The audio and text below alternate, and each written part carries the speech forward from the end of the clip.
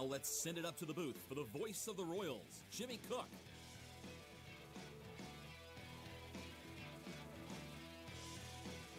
And a pleasant good evening, everyone, and welcome to Roncalli Royals Baseball on the Roncalli Media Network.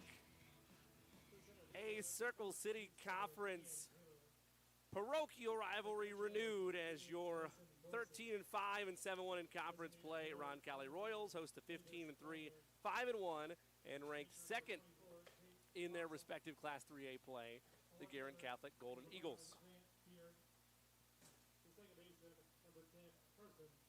Big game tonight here, Jimmy.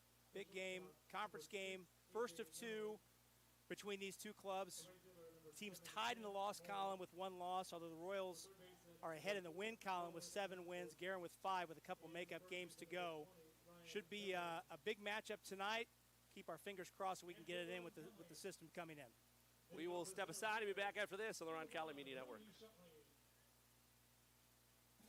Hi folks, it's Ben Stallings with Beck Service Center. Automotive breakdowns and routine maintenance never come at a good time. Let us help take the stress out of your automotive repairs. With 10 mechanics and 32 bays, we can get you back up and running with minimal downtime.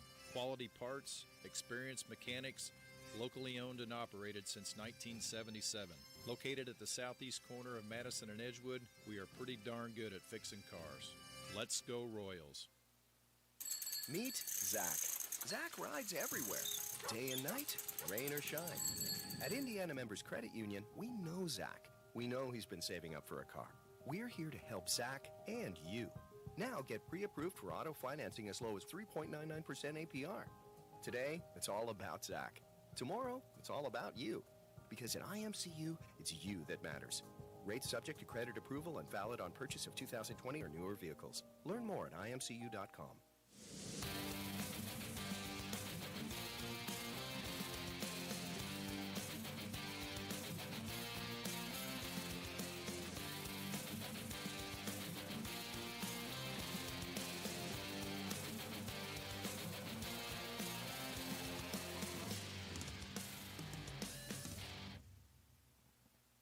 Back to LaPinta Field with Rob Brown. I am Jimmy Cook. Royals and Golden Eagles setting underway about 10 minutes from now. Rob, as we look at the matchups on both sides, it is one of the Royals' top arms on the mound tonight in J.J. Prendergast, 4-1 to this point on the season, a 1.62 ERA, 55 strikeouts, 218 walks. He has been as good as advertised and as good as Coach Tony Vittoria could have hoped for when the season started. Going to need another big outing from him tonight against the talented Golden Eagles team. Well, this is the second game in a row for the Royals. They found themselves in this particular situation, and by that I mean Roncalli's last time out was last Friday night in the first round of the Marion County Tournament, where the Royals played at Franklin Central. J.J. Prendergast was on the hill that night as well. Franklin Central threw its number one pitcher. J.J. Prendergast leads Roncalli in innings and wins, so I don't think I'm going out on a limb here by saying that he's Roncalli's number one pitcher, the Taylor commit, the senior left-hander. Guerin is throwing its number one pitcher tonight in Tate Troxell, the sophomore who is already committed to Alabama. So when you've got a sophomore pitcher who's already committed to an SEC school, you know you're dealing with somebody who's a top-level talent. So you're going to see 1-versus-1 on the mound tonight. So it's the second straight game that the Royals are going to face the best team or the best arm that the opponents can throw at them. And last time out, the Royals were only able to manage 1 run in that game against Franklin Central. Let's see how that unfolds tonight. And we talked about it. This is, from a coaching standpoint, certainly a loser mentality conversation, but in terms of the health of the Royals for how big this stretch of play is, especially with the Circle City Conference title still in the balance and the push towards the postseason, one could argue glass half empty. Yes, you missed out on an opportunity to maybe make a run and be a part of what would have been tonight's county championship game because of a rain out yesterday. So glass half empty is you missed out on that opportunity. Glass half full, it gives your lineup, your roster, your pitching staff, your bats, everybody across the board an opportunity to recenter, to refocus, to take a breath, and be on the as healthy as you could hope for side instead of having to cram and balance a county championship game, which, again, no doubt you would have liked to have been a part of, but having to balance that with as rigorous as this week has been already, given the rain delays, given the conflicts, and given this track meet pace to end the season. Well, yeah, and I think what you're alluding to is that if the Royals would have won Friday night against Franklin Central, they would have had to come back in about 14 hours and play again Saturday morning, and then win that game, you play again Saturday night. So by losing Friday, they saved some pitching for this week, and now with the rain out yesterday, as these teams were supposed to play last night at Guerin Catholic, and this was supposed to be the second game of the back-to-back, now it's the first game of the scheduled back-to-back. The Royals are now looking at, again, weather notwithstanding, the Royals are looking at, starting tonight, a stretch of 5 games in the next 4 days, with a game at Guerin tomorrow night, a home game back here against Carmel on Friday night, and then 2 games in suburban Dayton on Saturday against Fairmont and Greenview High Schools. So, you're running out of days. Roncalli's first postseason game is 2 weeks from tonight, and starting to run out of days to push reschedule games too, and the pitching's starting to back up a little bit. So critical that these two teams are able to get this game in tonight. As Guerin Catholic trying to defend its conference title from last year, Roncalli certainly would love to add another one. The Royals won the first 3 back in 2017, 18, 19, but have not won one since. Let's take a look at the starting lineups for both these teams, starting first the visiting Golden Eagles. Their order is as follows. Leading things off, the center fielder, Ian Taylor. The catcher, Bryson Dorsey, is batting second. The DH is Davis Wagner. He is batting third. The pitcher is Tate Troxell, batting fourth. Out in left field is Grant Beard. He'll bat fifth. The second baseman, Carson Smith, batting sixth. At shortstop, it's A.J. Nunley. He's batting seventh. Quinn Morrow, the right fielder, batting eighth. And Nolan Ratcliffe is at third base, and he is batting ninth. For your Roncalli Royals, the leadoff man is Rudy Shutley out in center field. The right fielder, Colin Ash, batting second. At DH, Dylan Henry bats third. Sam Rader, the shortstop, batting fourth. The first baseman, Johnny Jaffe, bats fifth. At second base is Maddox Hayworth, batting sixth. The pitcher, J.J. Pendergrass, on the mound, batting seventh. Parker Doherty, the third baseman, batting eighth. And out in left field is Will Manship, and he is batting ninth. Interesting thing about the Roncalli order tonight, Sam Rader, who we've seen this season batting in that leadoff spot, he's batted, I think most of the season he's spent in the 2-hole. This will be the first time this season that head coach Tony Vittoria has put Rader in that 4 spot. So be interested to see how that works out tonight. Rader, the hottest hitter on this team, leads the team hitting .450 on the season. He's got an 11-game hitting streak. During that streak, he's hitting almost .570, 21 out of 37. So you put your hottest hitter in that 4 spot. Rader, not a power guy, certainly not a but he does have 8 extra base hits, 6 doubles, 2 triples. So be interesting to see how that goes. We did not mention at the top, Guerin Catholic comes into today's play. This is their first game of the week as well. It's number 2 in the state in Class 3A, 15-3 record. The Golden Eagles have not played since Saturday when they won a doubleheader at home against another Class 3A program in Norwell. 2 one-run wins, 3-2 in the first game, 4-3 9-inning win in the second game.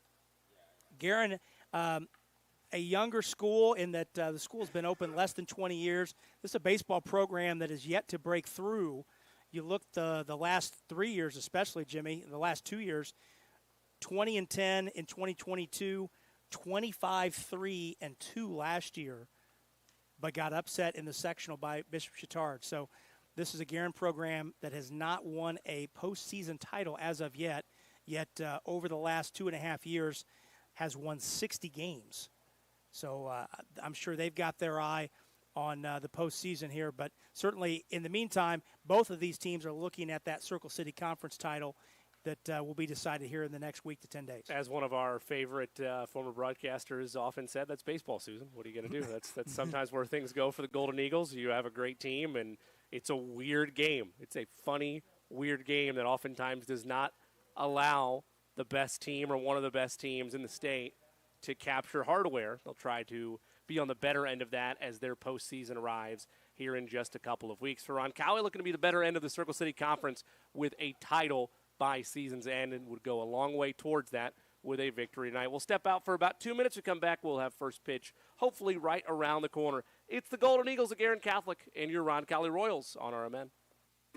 Marian University wants to know, what are you made of?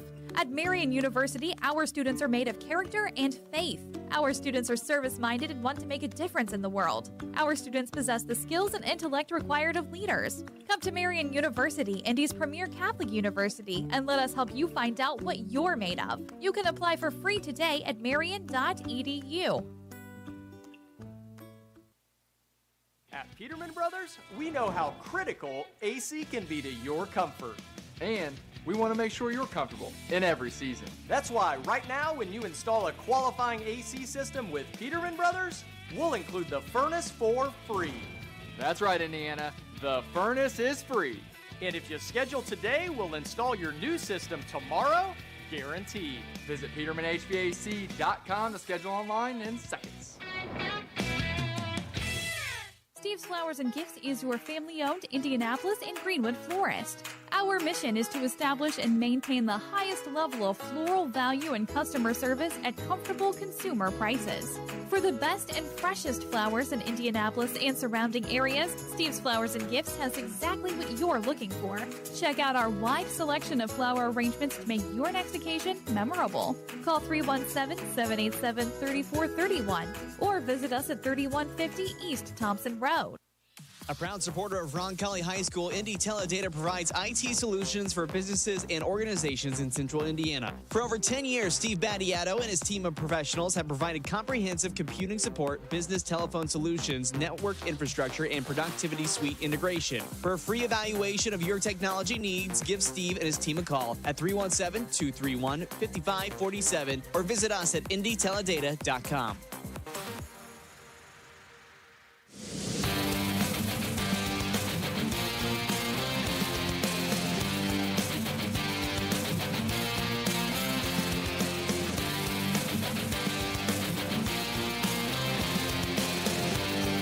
Jimmy Cook back with you at La Pinta Field on the campus of Roncalli High School. Guerin Catholic and Roncalli just a couple minutes away from first pitch in the first of two in this Circle City Conference back-to-back. Weather permitting, these teams will be back at it on the north side tomorrow. Let's take a look at the Circle City Conference standings. We alluded to it a minute ago. We got a few minutes. Let's go a little more in detail. 10-game conference season. Roncalli's 2 games against Guerin Catholic will close out the Royals conference schedule. Royals are 7-1. The only loss was a split in the home-and-home with Brebeuf Jesuit. So the Royals, we talked, Jimmy, before, almost like a golfer with a 2-shot lead after 3 rounds, kind of sitting in the clubhouse waiting for everything to unfold. Guerin Catholic has a 5-1 record, so the team's tied in the loss column. But in addition to the 2 games with Roncalli, the Golden Eagles still have makeup games to play against Covenant Christian and Bishop Chittard. That Covenant Christian game, both of those games are home games, by the way, for the Golden Eagles. That Covenant Christian game scheduled for next Tuesday night, and then the Chittard game scheduled for 2 weeks from Tuesday on the 21st, right before the sectional play gets going. And the Royals are hoping that those 2 games will not matter. In that case, that would mean that the Royals have swept the 2 games against the Golden Eagles, but the Royals might need some help from those 2 opponents to maybe break a tie, perhaps, in the conference standings. It should be noted that the 1 game that the Golden Eagles have played thus far against Bishop Chittard, that was their lone conference loss. So the Trojans handed Guerin Catholic their only loss so far here in league play, but you've got to go all the way back to April the 2nd. That was a 1-0 loss on the turf up at Bishop Chittard. So Golden Eagles come in at 15-3. The last time the Golden Eagles lost a game was back on April the 30th. That was a 2-1 home loss to North Central. The only other loss the Golden Eagles have suffered was a 10-run rule loss, a 10-0 loss to South Bend St. Joseph's back on April the 19th. One other thing, Jimmy, we are keeping an eye on. There is a front moving its way through the western half of Indiana. We'll keep an eye on that as we go through tonight. We're hoping that stays south and we can get this one in. Indications are right now that it is sliding to the south, so I'm gonna keep it positive for now. I like that. And be optimistic. We'll also keep you updated as the softball team is back in action tonight after getting rained out at Shelbyville last night. Softball team on the road playing a very good Noblesville team, and we'll keep you updated on that one. That one started at about 40 minutes ago, and last report, that game is scoreless in the top of the third inning. So we'll keep you updated as we move through the night with the softball team as well.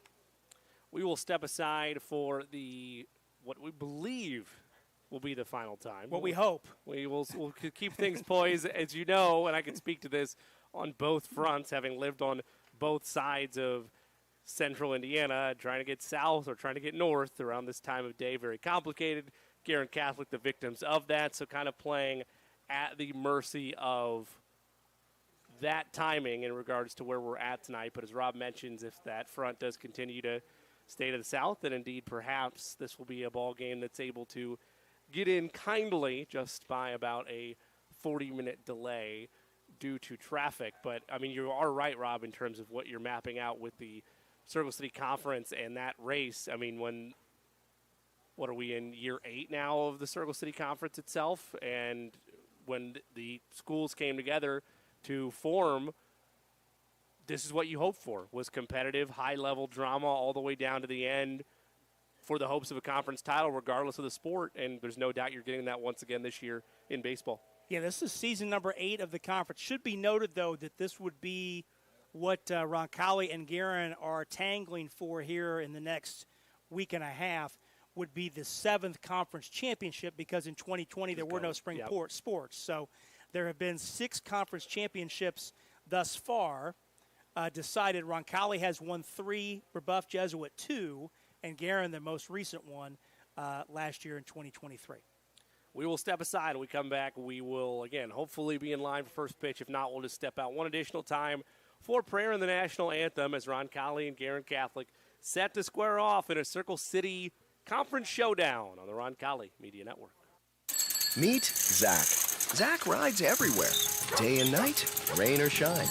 At Indiana Members Credit Union, we know Zach. We know he's been saving up for a car. We're here to help Zach and you. Now get pre-approved for auto financing as low as 3.99% APR. Today, it's all about Zach. Tomorrow, it's all about you. Because at IMCU, it's you that matters. Rates subject to credit approval and valid on purchase of 2020 or newer vehicles. Learn more at imcu.com. Marian University wants to know, what are you made of? At Marian University, our students are made of character and faith. Our students are service-minded and want to make a difference in the world. Our students possess the skills and intellect required of leaders. Come to Marian University, Indy's premier Catholic university, and let us help you find out what you're made of. You can apply for free today at marian.edu. Hi folks, it's Ben Stallings with Beck Service Center. Automotive breakdowns and routine maintenance never come at a good time. Let us help take the stress out of your automotive repairs. With 10 mechanics and 32 bays, we can get you back up and running with minimal downtime. Quality parts, experienced mechanics, locally owned and operated since 1977. Located at the southeast corner of Madison and Edgewood, we are pretty darn good at fixing cars. Let's go Royals. At Peterman Brothers, we know how critical AC can be to your comfort. And we want to make sure you're comfortable in every season. That's why right now, when you install a qualifying AC system with Peterman Brothers, we'll include the furnace for free. That's right, Indiana. The furnace is free. And if you schedule today, we'll install your new system tomorrow, guaranteed. Visit PetermanHVAC.com to schedule online in seconds. Never lose your drive to deliver. Today's logistics marketplace is an ever-changing landscape where you can make your mark through dedication and passion. At Spot, these characteristics, along with drive and teamwork, form the basis for a rewarding, fast-paced career. Take it from our Roncalli co-founder and our dynamic group of Royals alumni. They've never lost the entrepreneurial spirit that provides the foundation for our continued success. There's never been a time like this, and there has never been a partner like Spot. We're relentless, we are experts, we are accomplished, and like you, we will never lose our drive to deliver. Come find your Spot at spotinc.com/careers. Go Royals!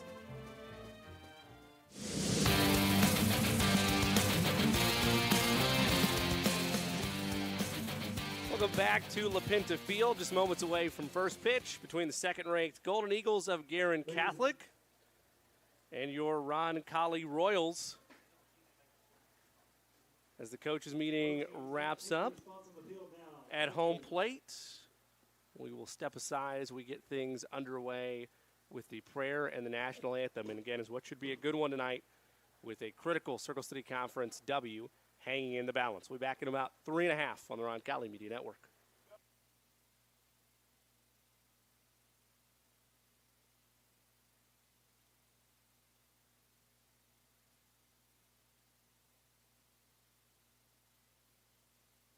Steve's Flowers and Gifts is your family-owned Indianapolis and Greenwood florist. Our mission is to establish and maintain the highest level of floral value and customer service at comfortable consumer prices. For the best and freshest flowers in Indianapolis and surrounding areas, Steve's Flowers and Gifts has exactly what you're looking for. Check out our wide selection of flower arrangements to make your next occasion memorable. Call 317-787-3431 or visit us at 3150 East Thompson Road. Never lose your drive to deliver. Today's logistics marketplace is an ever-changing landscape where you can make your mark through dedication and passion. At Spot, these characteristics, along with drive and teamwork, form the basis for a rewarding, fast-paced career. Take it from our Roncalli co-founder and our dynamic group of Royals alumni. They've never lost the entrepreneurial spirit that provides the foundation for our continued success. There's never been a time like this, and there has never been a partner like Spot. We're relentless, we are experts, we are accomplished, and like you, we will never lose our drive to deliver. Come find your Spot at spotinc.com/careers. Go Royals! Marian University wants to know, what are you made of? At Marian University, our students are made of character and faith. Our students are service-minded and want to make a difference in the world. Our students possess the skills and intellect required of leaders. Come to Marian University, Indy's premier Catholic university, and let us help you find out what you're made of. You can apply for free today at marian.edu. Meet Zach. Zach rides everywhere, day and night, rain or shine. At Indiana Members Credit Union, we know Zach. We know he's been saving up for a car. We're here to help Zach and you. Now get pre-approved for auto financing as low as 3.99% APR. Today, it's all about Zach. Tomorrow, it's all about you. Because at IMCU, it's you that matters. Rates subject to credit approval and valid on purchase of 2020 or newer vehicles. Learn more at imcu.com. When looking for reliable HVAC professionals, look no further than Anne and Bartram Heating and Cooling. Whether you need a routine maintenance check or an emergency repair on a heating or cooling unit, Anne and Bartram are available to handle all of your heating, cooling, and ventilation needs. Anne and Bartram strive to be the best, so call them today at 317-889-9574. They even have 24/7 emergency service. Call them today, Anne and Bartram, 317-889-9574.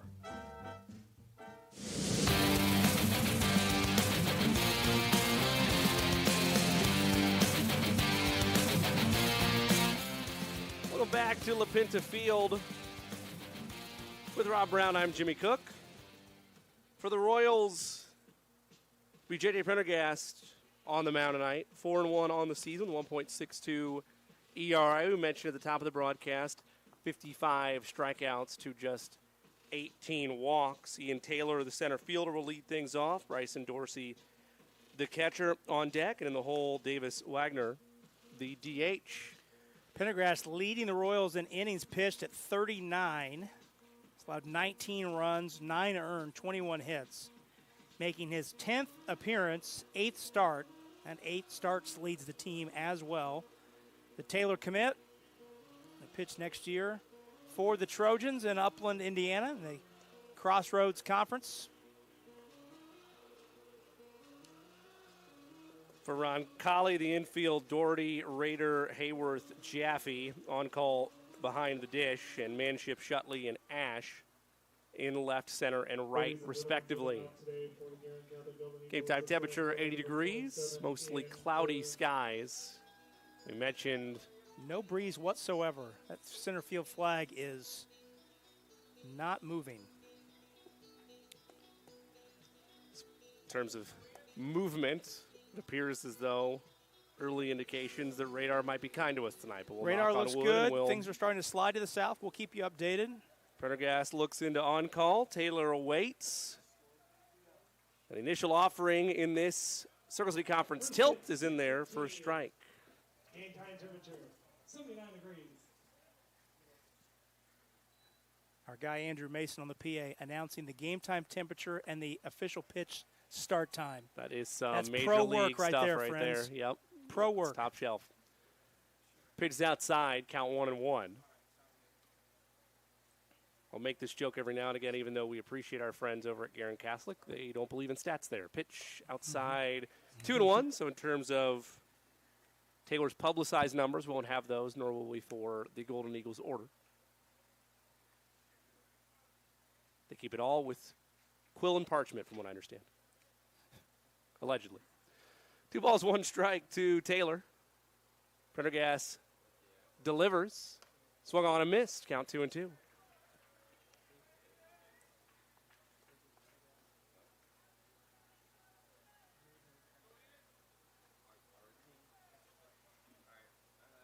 Prendergast winds 2-2.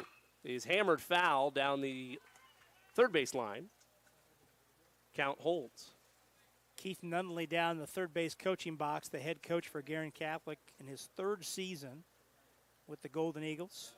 After spent 5 seasons as the head coach at Monroe Central outside of Muncie. 2-2. Finds the inside corner with some nice movement late for the first strikeout of the ball game for Prendergast. And there's 1 down. It's a great pitch to get right in on the hands of Taylor and get it on the inside corner. Brings up Bryson Dorsey, the catcher. The righty hitting catcher steps into the box, and Prendergast makes his initial offering. That is chops towards third, taken by Doherty. Throw to Jaffe's high, and it will nearly be an extra base opportunity. Dorsey tried to get on his horse and round the corner, but his forward momentum forced him to stumble and chase back to first base. So could have been disaster, but reaching on an error there is Dorsey. Yeah, that will be scored as an E5. This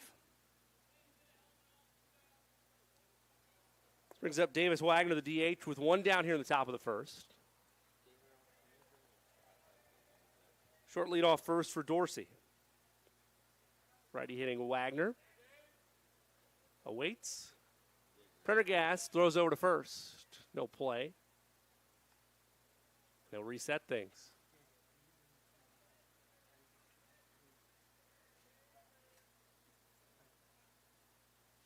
No balls, no strikes. Still looking for the initial offering to Wagner. Pitch.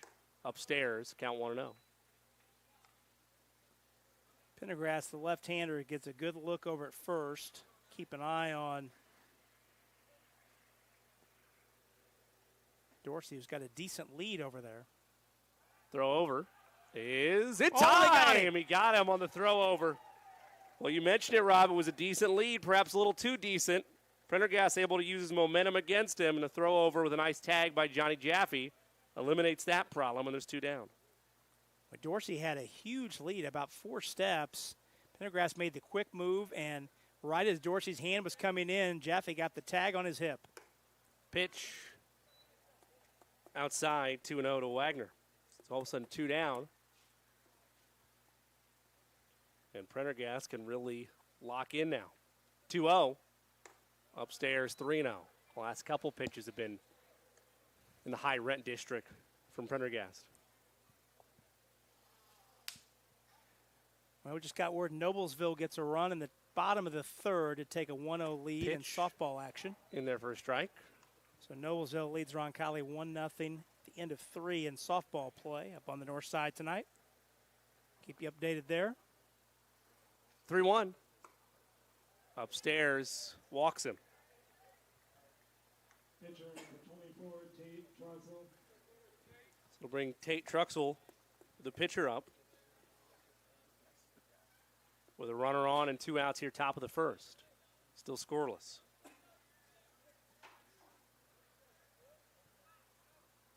As Pendergast looks in and tries to regain command of the zone. First pitch is skied into right, giving chase near the wall, and misplaying it is Ash. He lost it. They'll send the runner home, and there's no play. So Ash had trouble tracking that in right. Not a lot of wind movement out there, so he just must have lost it in the clouds. And the Golden Eagles strike first. That ball was hit high, and Ash couldn't find it near the fence. Initially came off the bat. It looked like it might be out of here, but it hung up. No breeze to speak of. Courtesy runner Gavin Spaulding coming on. But Troxell helps his own cause, the pitcher driving in the run with the 2-out double. And push the Golden Eagles in front, 1-0 here in the top of the first with 2 outs and a runner on second. As we mentioned, Spaulding, the courtesy runner. Brings up Grant Beard, the left fielder. Pitch, swing and a miss, right down the middle. Count 0-1. So I assume I would not be too anti-Roncalli to mark that as E7 out there. Or E9, I beg your pardon. I think they would score that. I think that's scored a double. Think so? Yeah.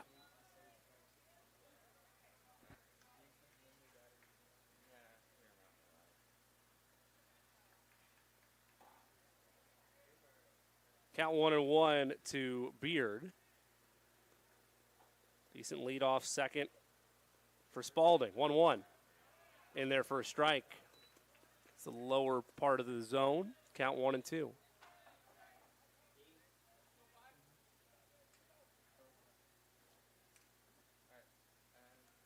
We're on second, 2 outs. Top of the first, 1-0 Golden Eagles. Quick glance at the runners. 1-2 is grounded towards third, foul. Count holds, 1-2. We mentioned earlier that most recent outing for the Royals, that loss to Franklin Central. In that game, J.J. Prendergast went for a complete game, giving up just 1 earned run, striking out 6 in that 2-1 loss. 1-2, grounded towards third again, fouled with the same result, 1-2. Yeah, you pitch 6 innings, give up 2 runs, 1 earned, 3 hits, 6 strikeouts. You give your team a chance. It's not a bad Give day. your team a chance to win the game. Keep 'em in it. Unable to do it that day. Home for a similar outing from Prendergast today. 1-2. Upstairs, 2-2.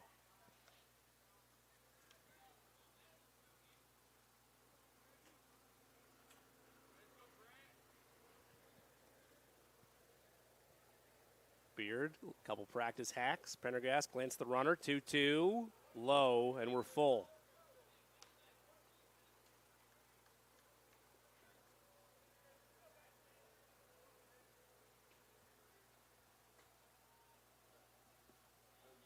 Three balls, 2 strikes, 2 outs. Top first, 1-0 Golden Eagles. Prendergast deals. That is chopped weakly. Fair ball. Throw to first is low and not in time. Oh, no, he's able to get him. Correction, my apologies.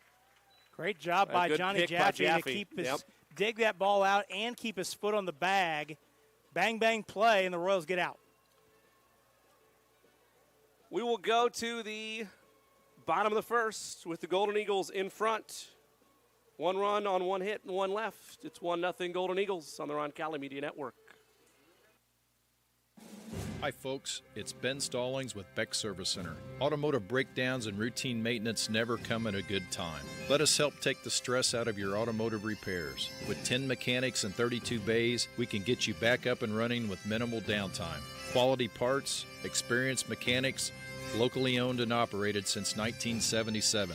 Located at the southeast corner of Madison and Edgewood, we are pretty darn good at fixing cars. Let's go Royals. At Peterman Brothers, we know how critical AC can be to your comfort. And we want to make sure you're comfortable in every season. That's why right now when you install a qualifying AC system with Peterman Brothers, we'll include the furnace for free. That's right, Indiana. The furnace is free. And if you schedule today, we'll install your new system tomorrow, guaranteed. Visit PetermanHVAC.com to schedule online in seconds.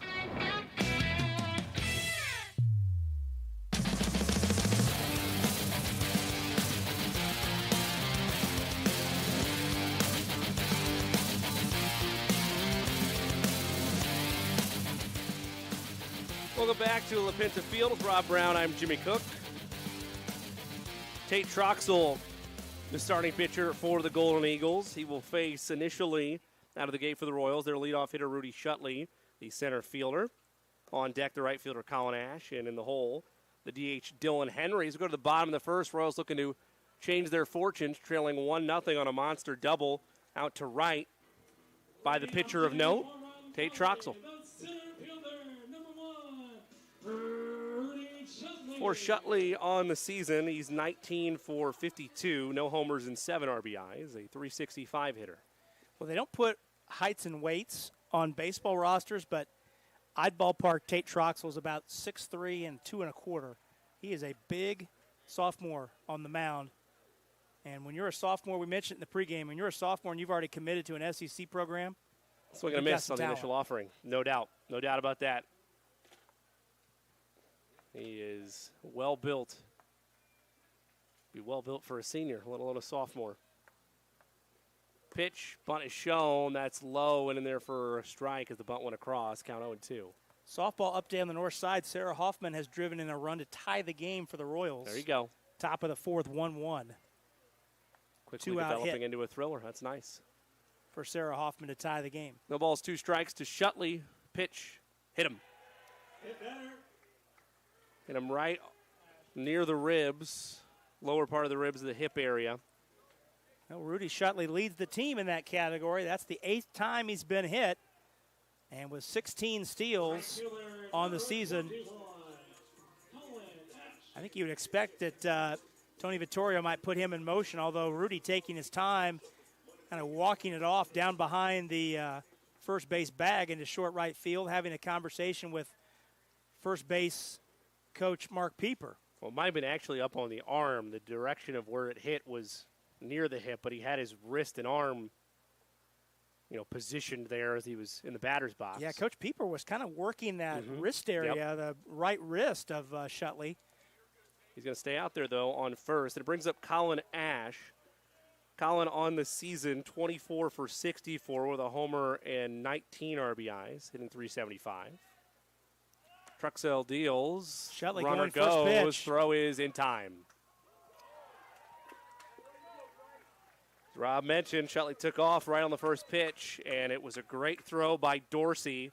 Initially looked like Nunley might bobble the exchange, but he's able to retain it, says the umpire out there, first base side. And he's thrown out at second, caught stealing, so there's 1 down. And I'm not sure he got the greatest jump there. Not at least what you're accustomed to for Rudy Shutley. Pitch outside, but finds the corner. Count 0-2. 0-2 to Ash.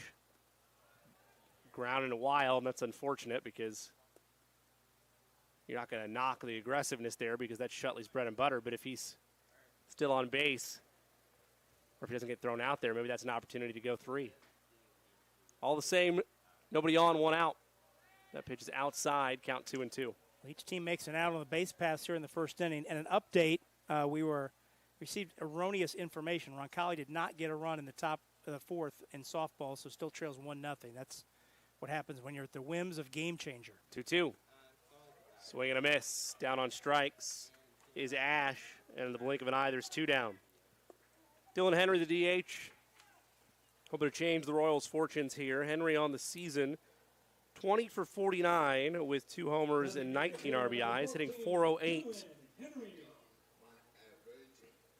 Second leading average, that third leading average, I beg your pardon, on the team. Initial offering to him is high and tight, count 1-0.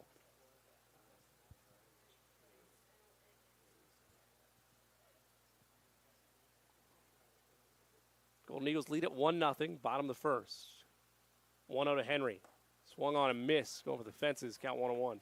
Big cut on a pitch tailing down in the zone.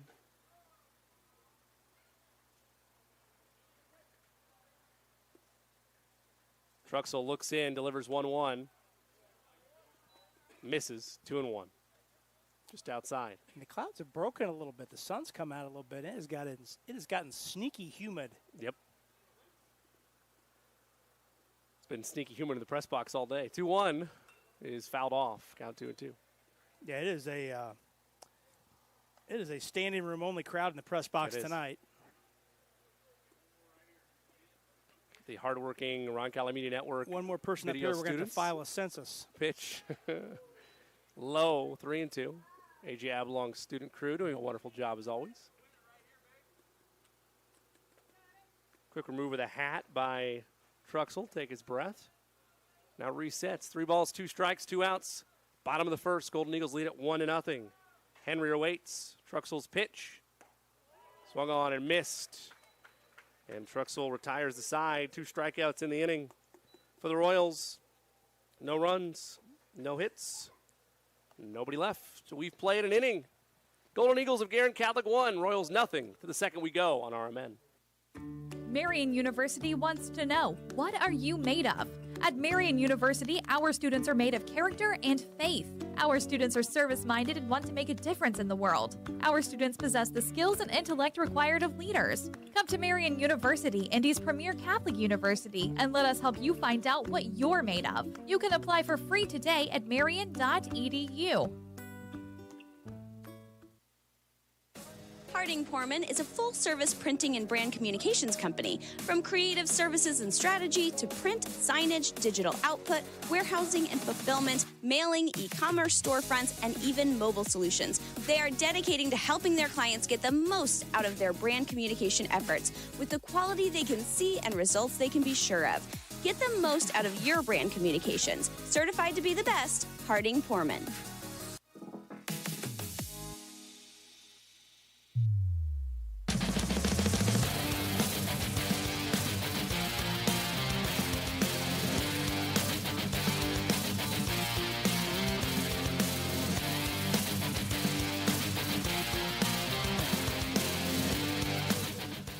Top of the second we go with Rob Brown. I'm Jimmy Cook. Happy Wednesday evening to you.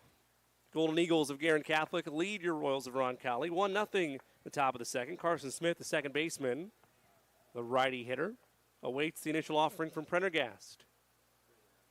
Pitch. It's grounded and chopped towards short. Rader running in, throws to first. In time, Jaffe able to snag it nicely, and there's 1 down. Nice play by Sam to charge that ball and play it while it was still in the grass, not let it get to the dirt and maybe take a funny hop. So A.J. Nunley, the shortstop, steps in. Prendergast looks in on call, delivers. Low, 1-0. Had a nice chat with Sam's brother Johnny, who is a multiple all-conference center fielder here at Roncalli. Class of 21. He was here on the field before the game. Caught up with him a little bit. He plays in the outfield at Marian University. Pitch. Outside. On-call tried his best to frame that, but could not. Count 2-0. First team All-Crossroads League outfielder, All right. Johnny Rader.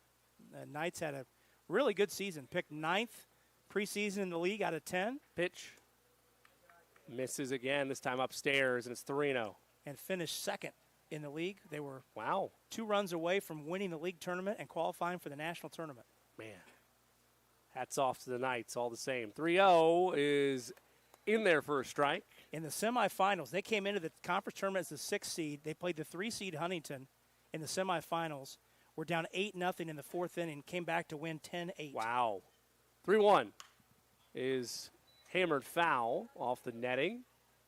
That was how they got to caught, by the way, just for the sake of it, even though it counts for nothing but souvenir photos. Johnny Jaffe makes that off the netting. That was how they got to the championship game. Man. Rallying from 8-0 awesome. down in the 4th inning. That's awesome. To win 10-8.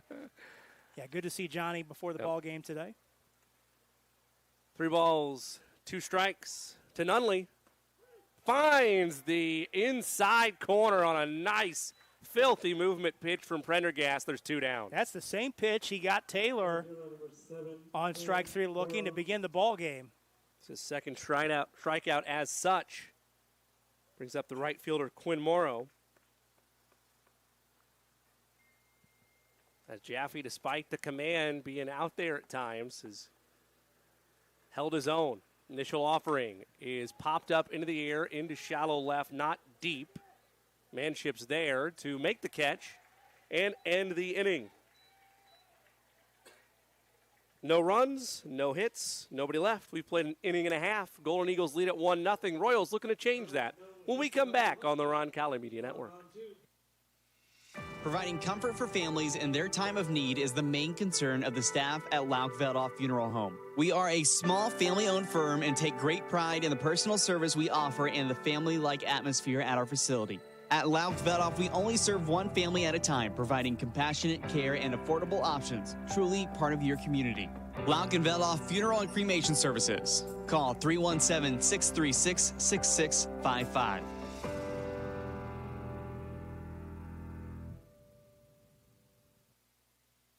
A proud supporter of Roncalli High School, Indy Teledata provides IT solutions for businesses and organizations in central Indiana. For over 10 years, Steve Battiato and his team of professionals have provided comprehensive computing support, business telephone solutions, network infrastructure, and productivity suite integration. For a free evaluation of your technology needs, give Steve and his team a call at 317-231-5547 or visit us at indyteledata.com.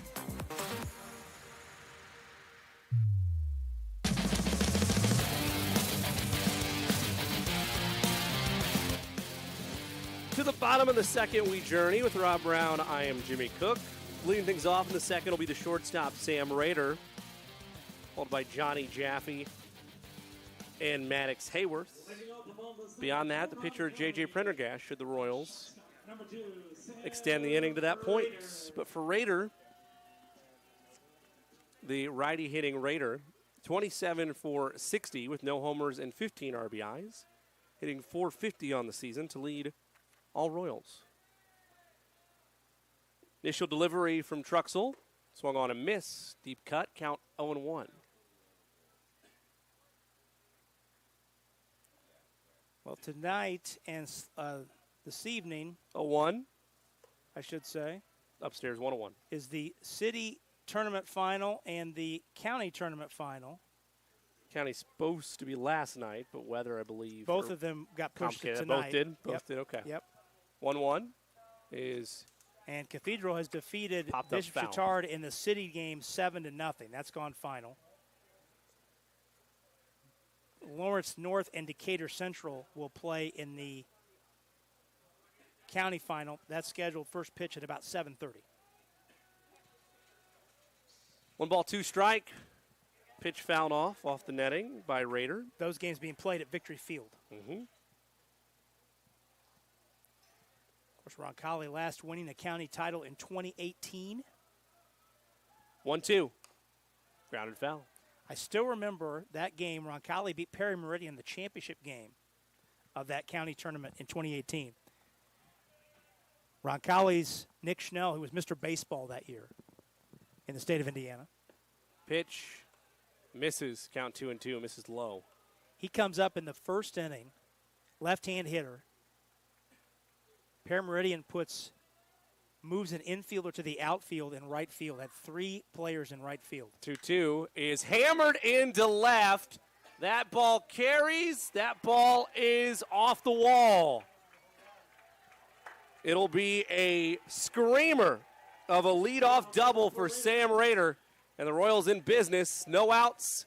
Trailing 1-0 with Rader aboard with a double. And Sam Rader stays hot. 12-game hitting streak. And during this hitting streak, he is 22 for 38. Hitting .571 during this hitting streak.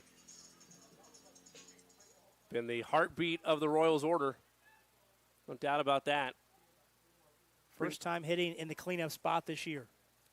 Brings up Johnny Jaffe. Jaffe on the season. 13 for 36. No homers, 8 RBIs. Pitch is grounded, a little hit and run action, and the throw home will not be in time. The Royals will tie the game. Trying to advance to second is Jaffe. He's on his horse. There's no throw. So it was a hit and run play. Immediately taking off was Rader before contact was made with the bat. It chopped just into the outfield grass. On the play was Nunley at short. But by the time he tried to throw home, Rader was already there, and Jaffe wisely, once he saw the catcher in Dorsey take his eyes off the base path, trots to second. And the Royals have tied it 1-1. What a heads-up play by Sam Rader. Scoring from second on a infield hit to the back of the grass in deep short.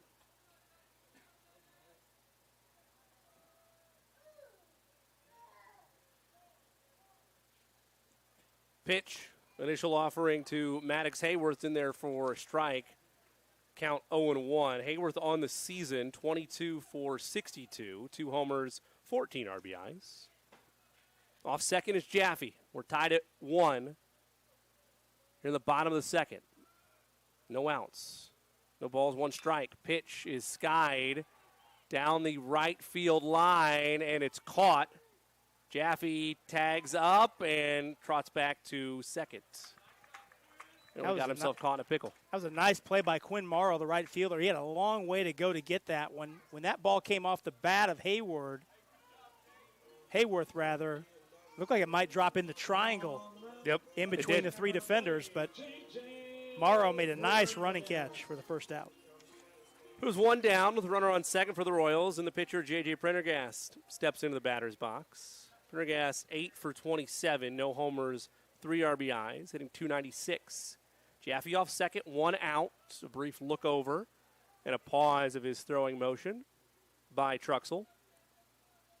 Jaffe with a decent lead off second.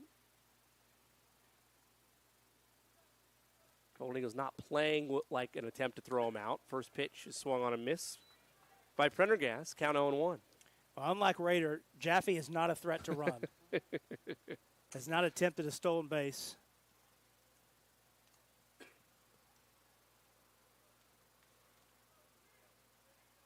Pitch in there for a strike, 0-2. It's a good curveball by Troxel.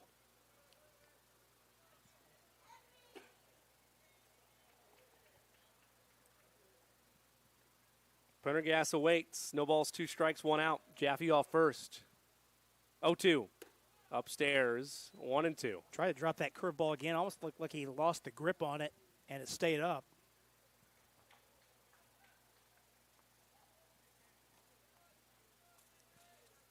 One ball, 2 strikes, 1 out. Jaffe off second. Truxell takes a glance at Jaffe and delivers to Prendergast. In the dirt, 2-2. That was right at the bottom of the zone. Just missed. Being strike 3.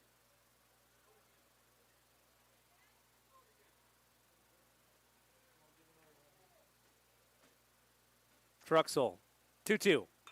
Fouled. First base side. We have some great this day in baseball histories that we'll sprinkle in tonight. 1984, Minnesota's Kirby Puckett. Please tell me you've heard of Kirby Puckett. Of course. Who can forget about old Curbs?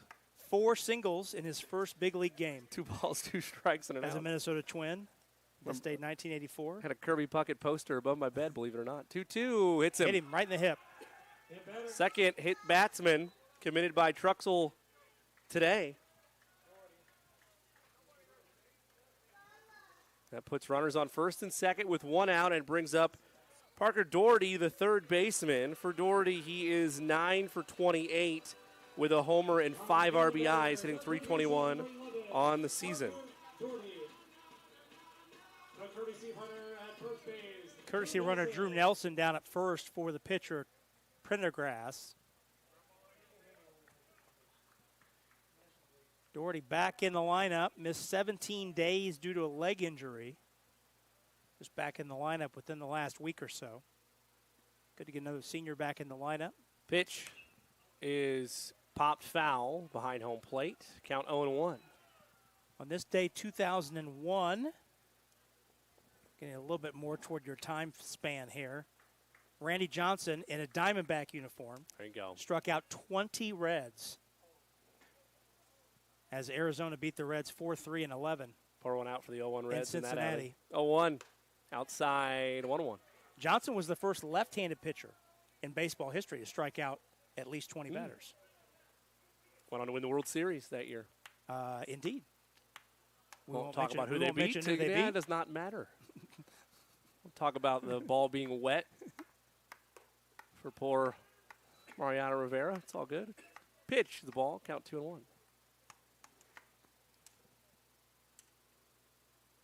Runners on first and second. One out here, bottom of the second. We're tied at 1.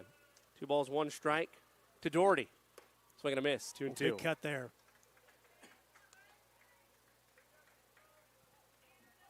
Parker in his second varsity season.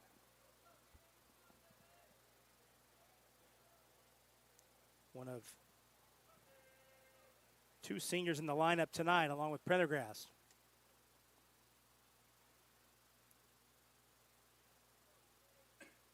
Two. Swung on and missed low. And another strikeout for the Golden Eagles. Their third, make it Truxell's third, more specifically, of the evening. So there's 2 down. It brings up Will Manship, the left fielder. Left fielder, number 5, Will Manship. Will on the season is 22 for 52 with a homer and 9 RBIs, hitting .423. Runners lead off first and second. Here with 2 outs. We're tied at 1. Pitch is hit into left. It's played on a bounce. The Royals are going to play aggressive and send the runner home. The throw is wide, advancing to third successfully on the contact. That's the the Royals curse have runners. Nelson. Yep, that was Nelson. The Royals push one across. Heads up base running by Jaffe to get there. And the Royals lead it 2-1 here in the bottom of the second. Bloop single by Manship does the job. Put the Royals in front. Beer's throw may have gotten Jaffe, but it was up the first base line about 10 feet. And that gave Jaffe all the room he needed to come across to put the Royals on top. Pitch is low, outside left portion of the plate to Rudy Shutley. Gotten back to the top of the order with 2 outs. Royals lead at 2-1. Runner on first.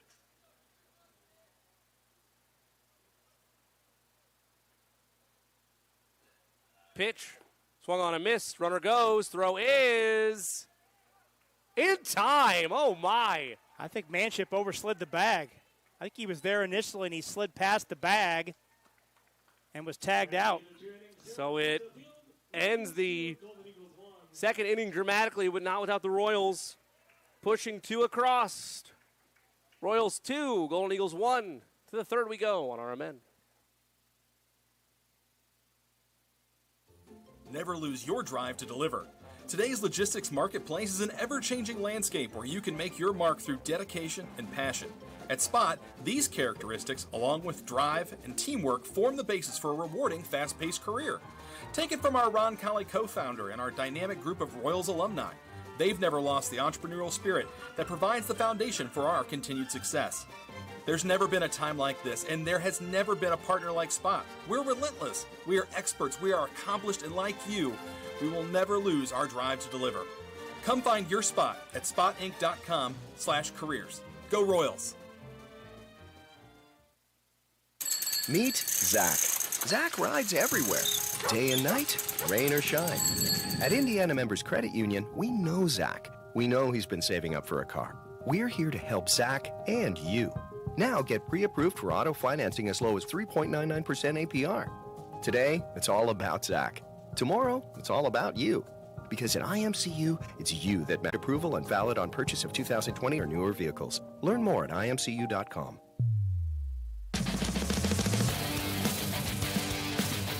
To the top of the third we go. Royals lead it 2-1. Let's toss it over to Rob Brown. He'll carry us the next 2 innings. Rob. Thank you, Jimmy. 9-1-2 due up for the Golden Eagles. Nolan Ratcliffe, the sophomore third baseman, lead it off. Hits from the right side. First pitch swinging foul straight back. Our totals through 2 innings. Guerin Catholic a run, no hits, no errors. Roncalli 2 runs, 3 hits, 2 errors. Each team with a runner left. Lights on here at La Pinta Field as we move toward the 7 o'clock hour. Bender comes in tight and the count evens at 1. J.J. Pendergrast, 30 pitches through 2 innings. His opposite number, Tate Troxel, 38 pitches. That pitch is down and in. The count goes 2-1. Mentioned the Royals will be back at it at Guerin Catholic tomorrow night. And then back here to host Carmel on Friday. That pitch taken right at the belt for a strike, 2-2. Guerin Catholic also will play straight through to the weekend, playing at Zionsville on Friday and at Greenfield Central on Saturday. Pitch in tight. Pendergrast tried to go there a third time and missed in. He had caught Ian Taylor and A.J. Nunley looking for strike 3, but that time he went in too tight and the count goes full. Top of the order, Ian Taylor on deck. Pitch. Chopped right at the bag. High hopper, but Jaffe's 2 steps to the bag. Steps on it for the out. 1 away. So Pendergrast, since giving up the 2 out, what was initially ruled a double, changed to a 2-base error on the right fielder Colin Ash. Pendergrast has retired 5 in a row. And now we go back to the top of the order, and Ian Taylor, the sophomore center fielder.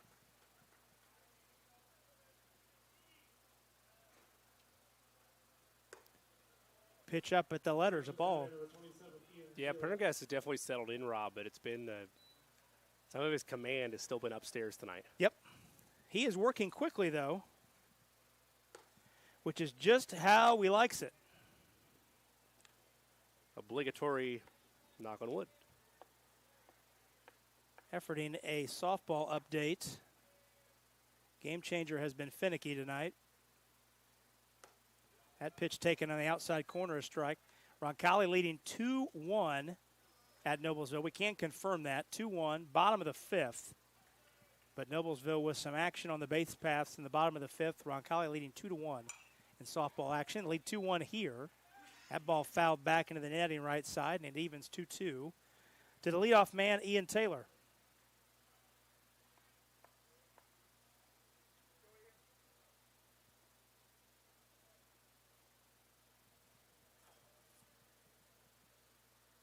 Ooh, swung right through that one, and foul tip into the mitt of the catcher, Jack on call, strike 3. Third strikeout of the game for Pendergrast. 2 away. Here's Bryson Dorsey. Reached via an error by the third baseman, Parker Doherty, the first time up, but was picked off first base. Dorsey, one of 2 Golden Eagles in the lineup, committed to play at DePaul next year. Lines this one through the hole between third and short into left field, a base hit. First hit of the game for Guerin Catholic. 2 out, variety. Designated hitter, and that'll bring the designated hitter, Davis Wagner, to the plate. Another senior, Davis Wagner, committed to play at Augusta University. That's a Division II program. It's exactly where you think it is, Jimmy Cook. Augusta, Georgia. Cue up the Ray Charles. Augusta, Georgia, baby. Home of the Masters. There you go. Finn Holden, the junior, running for the catcher, Dorsey. Courtesy runner down at first base. Pitch taken right down Broadway, strike 1. It's got to be top of most golf aficionados' bucket list if you could play anywhere in the world. I would Rob, imagine so. like. Yep. The name of the conference escapes me, but Augusta in a conference with Georgia, Florida, Panhandle schools, Division II programs. It's a good baseball league, as you would imagine. Down there in the South, you can start playing games outside in early February. It's a nice perk. for spring sport, for certain. Pitch down, a ball, 2-1. 2 outs in the inning, 2-1 the score. Roncalli with 2 in the second to counter Guerin Catholic's solo run in the top of the first. Teams will be right back at it tomorrow night on the north side at 146th and Gray Road, home of the Golden Eagles. 3-1, that pitch missed up. The dangerous Tate Troxel waits on deck. Pendergrass would like to get out of this inning here. Pitch taken at the letters for strike 2. Davis Wagner was 3 steps up the line to first base thinking that was ball 4. Home plate umpires aren't big fans of that. Especially at this level. Get into some Napoleon syndrome if you're not careful with that. Now the count goes full. That'll put the runner in motion with 2 away. Good news for Prendergast, potentially. Prendergast looks to throw over there and tosses softly to Jaffe. Holden's back easily on his stomach. You could usually tell where the pulse of the ump is depending on where the zone is after an instance like that. Pendergrass, long look at first, the pitch. Lined into right field, retreating is Ash, and it is over his head. It one-hops the fence. Here comes Holden. He'll tie the game. Oh, nope. The Raider will look at home, but he'll eat it. And another 2-out hit to right field has tied the game for the Golden Eagles. This time a double by Davis Wagner knots the game at 2. Yeah, it looked like once again just a tough read there out and right by Ash. That time it was kind of over his head, as you alluded to, Rob. By the time he got on his horse to go out there, it was too late. Davis Wagner drives the run in, sending Finn Holden in from first on Holden with a full count and 2 outs running on the pitch. Here's Troxel. Troxel hit a high shot to right field that one-hopped the fence with 2 outs that was changed to a 2-base error in the first inning. That scored the game's first run. Jack Oncall behind the plate wants time. No, they're going to actually walk Troxel with first base open. So an intentional pass issued, sending Troxel down to first base, and he's just tossing all sorts of pads and support hosiery down the first baseline in general disgust that he didn't get to swing the bat. Not a bad call by Coach V with where this game is at and how it's played out. With Troxel being the dominant arm that he is, you can't afford to let this thing get ugly here. It's just tied at 2 and take your chances with Beard. Gavin Spaulding back out to courtesy run for Troxel for the second time in this game. So runners first and second, 2 away. Here's Beard. Fouls one straight back toward us. Beard grounded to third to end the first inning. Tie game at 2. Solo run in the first for Guerin Catholic, 2 in the bottom of the second for Roncalli, and a solo run here, top third for the Golden Eagles. Pendergrass. Hard shot, one-hand stab by Rader. He'll go ahead of the bag and take the force at third. Boy, what a tough play by Rader. The base runner was screening him, but he still made the catch on the one-hand hop through to get the lead runner at third on the force. Nice play to get out of the inning. But in the inning, Golden Eagles tie the game on a run, 2 hits. 2 runners left, no Roncalli errors. We're through 2.5. We're tied at 2. Back with the bottom of the third next on the Roncalli Media Network. Meet Zach. Zach rides everywhere, day and night, rain or shine. At Indiana Members Credit Union, we know Zach. We know he's been saving up for a car. We're here to help Zach and you. Now get pre-approved for auto financing as low as 3.99% APR.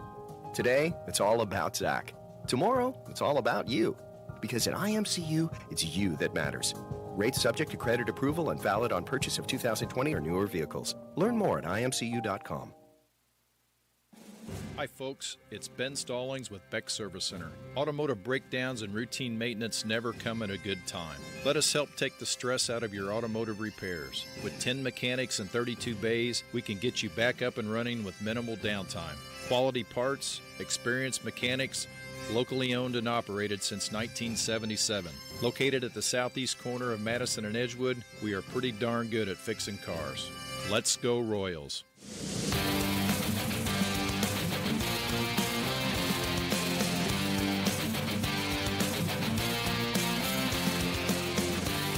Tom Brown, Jimmy Cook back with you at LaVenta Field. We move to the bottom of the third inning. Roncalli and Guerin Catholic knotted up at 2. Rudy Shetley, top of the order, will lead off this bottom of the third for the Royals. Shetley was in the batter's box when Will Manship was caught stealing to end the bottom of the second, so Rudy will get another crack at it. Here in this bottom of the third.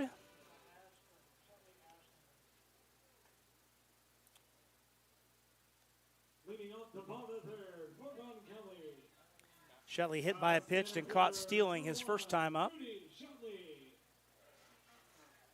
Came in hitting .365 on the year, 19 out of 52.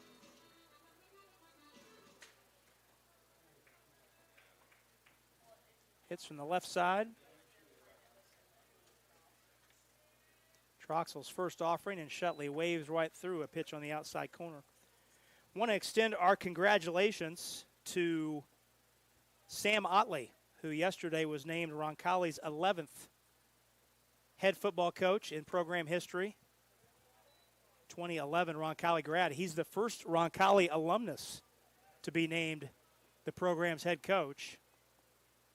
That announced yesterday.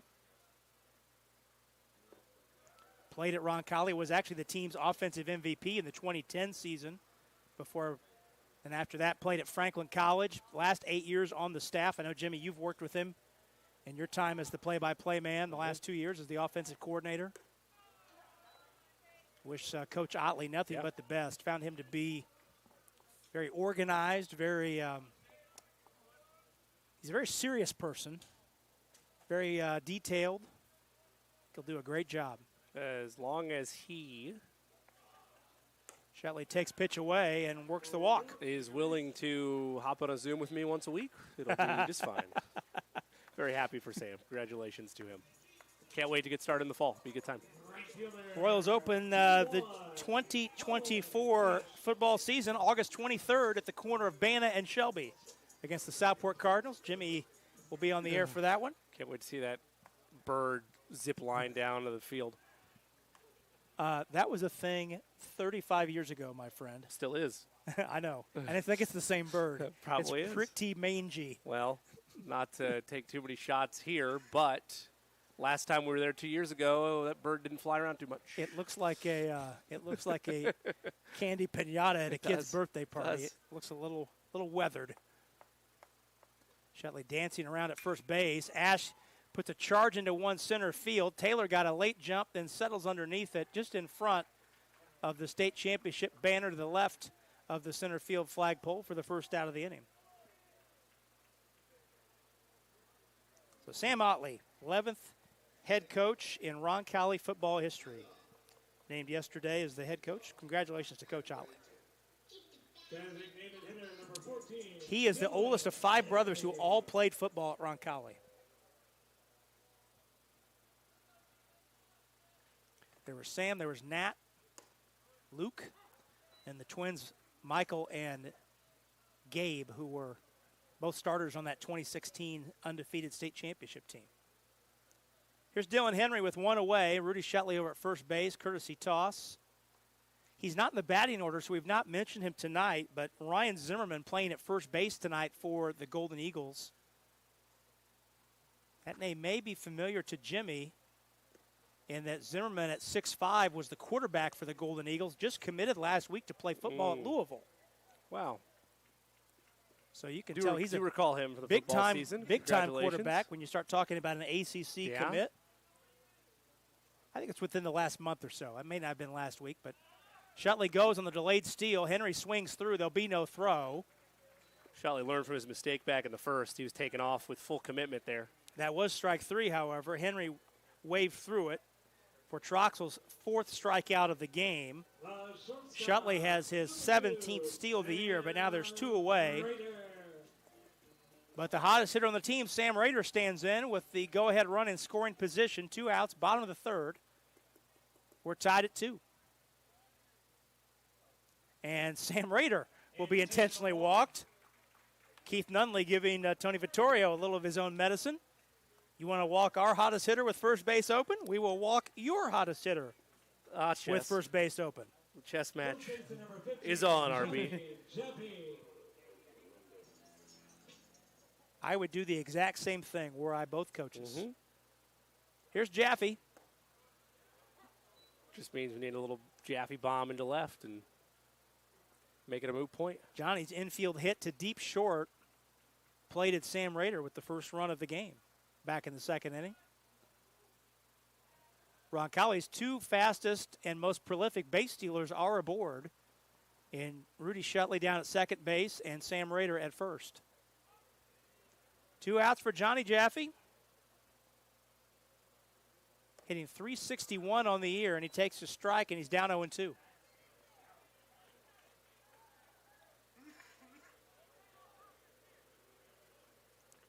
That weather system that was roaring through Illinois earlier today is continuing to slide to the south.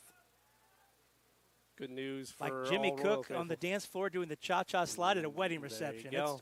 It's just cha-cha sliding its way down to Seymour, baby. Making its way down. Keep sliding south. We can get this one in. Jaffe waves it one way out of the zone. That's strike 3. And Troxel is out of the inning. In the inning for the Royals. No runs, no hits, no errors, and 2 left. We're through 3, and we're tied at 2. Guerin Catholic and Roncalli all knotted up. 4th inning next on the Roncalli Media Network. Harding Porman is a full-service printing and brand communications company. From creative services and strategy to print, signage, digital output, warehousing and fulfillment, mailing, e-commerce storefronts, and even mobile solutions. They are dedicating to helping their clients get the most out of their brand communication efforts with the quality they can see and results they can be sure of. Get the most out of your brand communications. Certified to be the best, Harding Porman.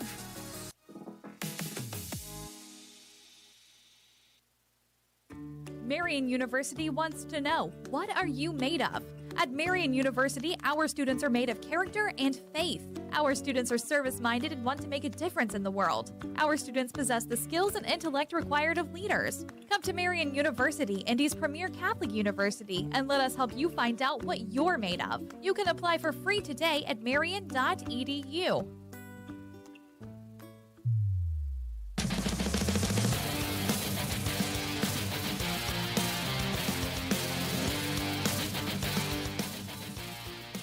Rob Brown, Jimmy Cook back with you at La Pinta Field. The golden tones of Andrew Mason on the PA tonight here at La Pinta. No doubt my wife can hear him on the porch just down the way in Perry Woods. Happy you're with us on this Wednesday night. 6, 7, 8 due up for the Golden Eagles. All tied at 2, each team throwing their aces in this back-to-back conference showdown. Same 2 teams in action up on the north side at Guerin Catholic tomorrow night. Weather forecast tomorrow night is much more optimistic, Jimmy, as Carson Smith takes that first pitch down. Just a 50% chance of storms tomorrow. It's been 70-plus the last couple days. Be nice for a brief break in that regard. Yes, it will be very nice. Been a nightmare of a spring across most of the sports, especially on the softball side. Try and get you a softball update here in a moment. Chopped up the middle. Sam Rader moving to his left across the diamond for the out, 1 away. Sam Rader's made some nice plays defensively at shortstop tonight for the Royals. Shortstop. 1 down. Here's A.J. Nunley. Nunley struck out looking his first time up in the second inning. More this date in baseball history, Jimmy. You ready? Let's go. On this day in 1973. Can't help you. Well, you won't relate to this person, but I think you'll relate to the feat. All right. You watch games from this venue. This day, 1973, pitch right at the letters of strike. Willie Stargell hit a ball 470 feet. Willie Stargell, the Pittsburgh Pirates, I should say. This pitch swung on a miss, 0-2. 470 feet off the roof of the right field pavilion at Dodger Stadium. Stargell became the first player to hit 2 balls out of Dodger Stadium. 0-2. Lifted into right center field. Rudy Shutley moving to his left. One hands it for the out, 2 away. Back in August 5th of 1969, Willie Stargell hit a ball 506 feet, which remains the longest ball ever hit at Dodger Stadium, hit into the parking lot. Wow. He was the first man to hit 2 balls out of Dodger Stadium, hit the first 2 balls out. Since then, as Quinn Morrow stands in, 2 away. Since then, there have been 3 others to hit home runs out of Dodger Stadium. First ball hitting, line drive right at the right fielder, Ash, and he one-hands it for the out. So Pendergrass, for the second time tonight, retires the Golden Eagles in order. We'll finish that thought when we come back. Middle of the 4th, 2-2 our score on the Roncalli Media Network. A proud supporter of Roncalli High School, Indy Teledata provides IT solutions for businesses and organizations in central Indiana. For over 10 years, Steve Battiato and his team of professionals have provided comprehensive computing support, business telephone solutions, network infrastructure, and productivity suite integration. For a free evaluation of your technology needs, give Steve and his team a call at 317-231-5547 or visit us at indyteledata.com. When looking for reliable HVAC professionals, look no further than Ane & Bartram Heating and Cooling. Whether you need a routine maintenance check or an emergency repair on a heating or cooling unit, Ane & Bartram are available to handle all of your heating, cooling, and ventilation needs. Ane & Bartram strive to be the best, so call them today at 317-889-9574. They even have 24/7 emergency service. Call them today, Ane & Bartram, 317-889-9574.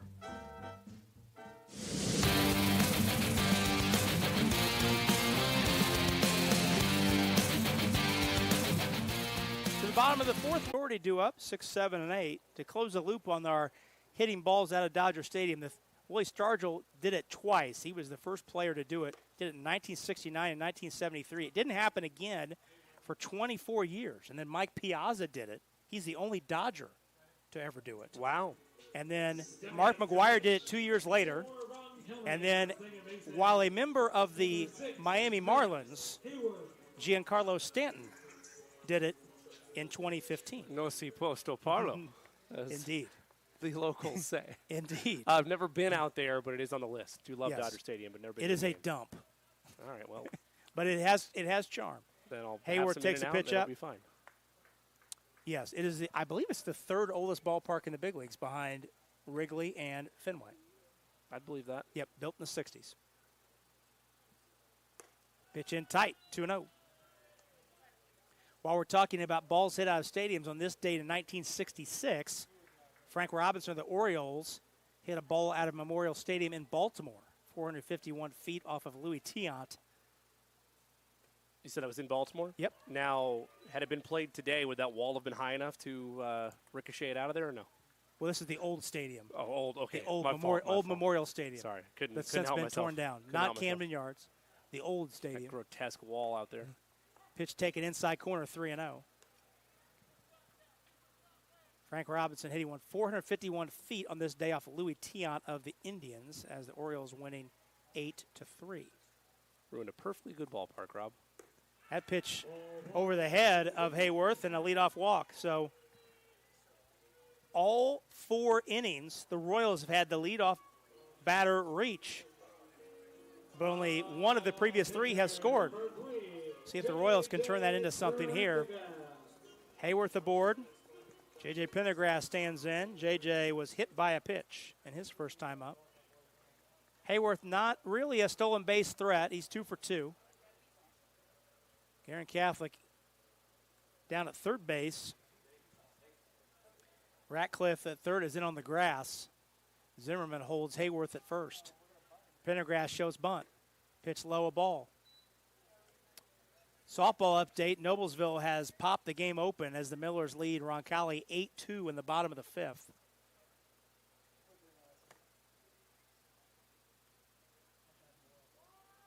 Pendergrass shows bunt. Troxel throws over, and Hayworth's back on his stomach.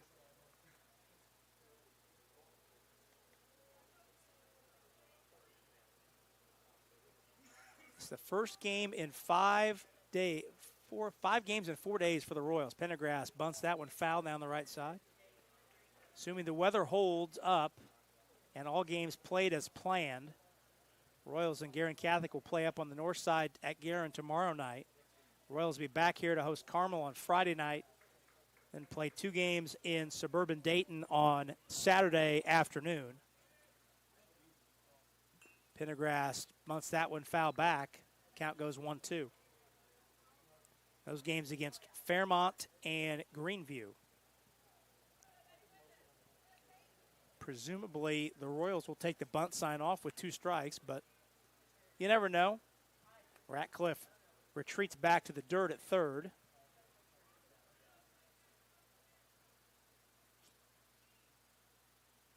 Pendergrass punches one foul lightly into the Guerin Catholic dugout first base side. For Buff Jesuit, the only other Circle City Conference team in action tonight, the Braves are at Park Tudor.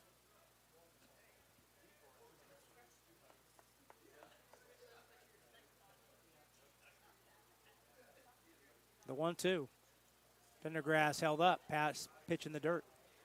Boy, Jimmy, you look at the Circle City Conference standings, look at the overall records, you get a feel for how good this conference is.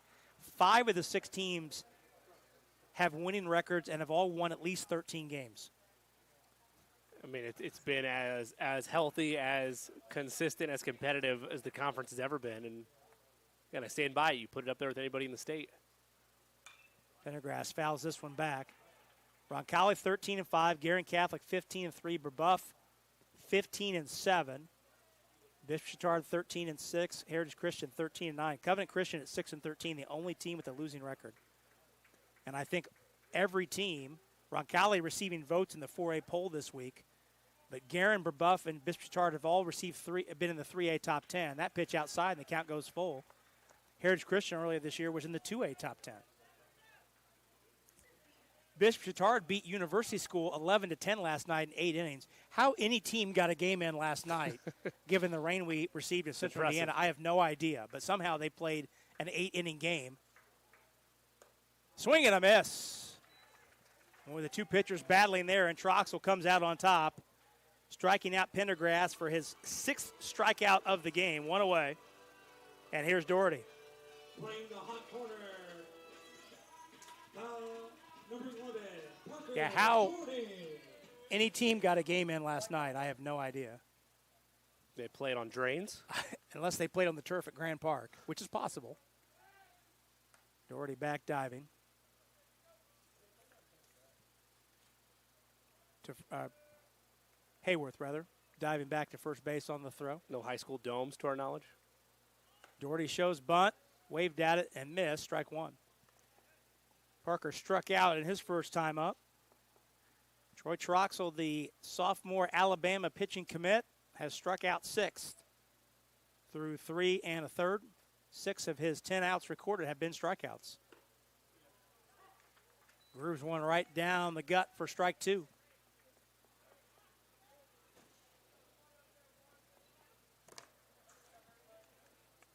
Will Manship waits on deck. Pitch outside a ball, 1-2.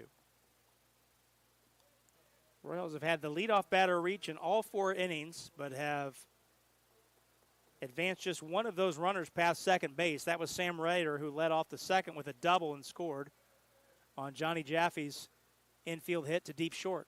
Off the end of the bat, cue shot to first. Tough play by Zimmerman, and he'll have no plays. It got by him and rolled to the second baseman, Smith. That's an infield hit. Off the end of the bat, a cue shot for Doherty. First and second for the Royals, and 1 away. Number 5, Will Manship. So here's Manship. That scored a hit all the way.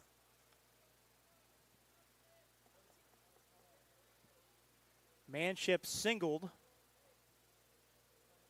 of the bloop variety and drove in the second run of the game for the Royals. Back in the second, was caught stealing to end the second. 2-2 the score, bottom of the 4th. Royals 2 on, 1 away. Pitch just missed the outside corner fastball, 1-0. Maddox Hayworth walked to lead off the inning, stands down at second. Infield single off the end of the bat has Parker Doherty down at first. Troxel checks the runner at second, steps off. That's disengagement number 1. Just to see if you're paying track. Just to see if you're paying track. I'm just seeing if you're paying attention over there. Since you were zoning on me there for a minute. I do work. Jammed, fouled into the fencing in front of the Roncalli dugout left side. I do work with my friend Jake Query from noon to 3, so you have to forgive me. It's quite all right. It's quite all right. The internet's also out of the cookhouse. That's another story. We all need to take breaks every now and then. I get it. That's my first disengagement as well, strangely enough. Troxel wants a new baseball from our home plate umpire. Somehow baseball came rolling in from first base. I'm not sure how that happened.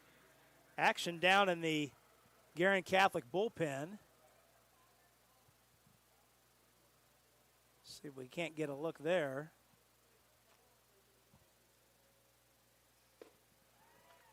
Swung on and missed. Nate Grimmelspacher, the senior, getting loose down in the Guerin Catholic bullpen. 1-2 count to Manship. One out in the inning. That name would have been tough for the MLB jersey makers this year. Yes. Outside corner, taken strike 3. 7th strikeout for Troxel. First one of the looking variety, and there's 2 away. Back to the top of the order in Shutley. The center fielder, number 1, Rudy Shutley.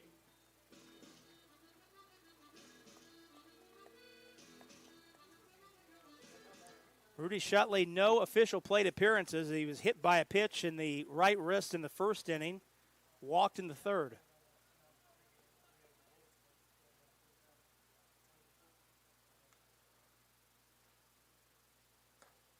Outside corner, taking a strike right at the belt.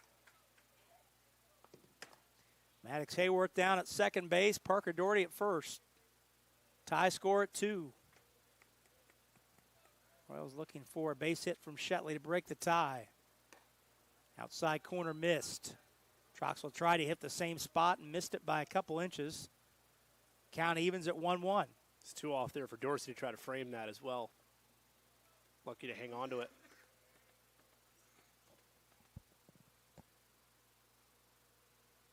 Troxel shakes off the first sign. Second now, he's got what he wants.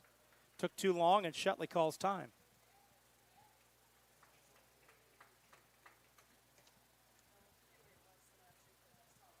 Now Rudy's back in the left-hand box, ready to go. Off the end of the bat, punched back into the netting right above us. And Shutley behind in the count, 1-2. 2 outs in the inning, 2-2 the score, bottom of the 4th. Here at La Pinta Field on the south side of Indianapolis. 2 weeks to go in this regular season.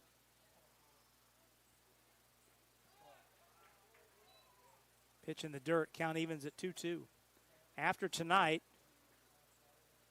Roncalli will jam 7 regular season games into the final 13 days. Talking about putting some stress on putting some stress on the pitching staff now.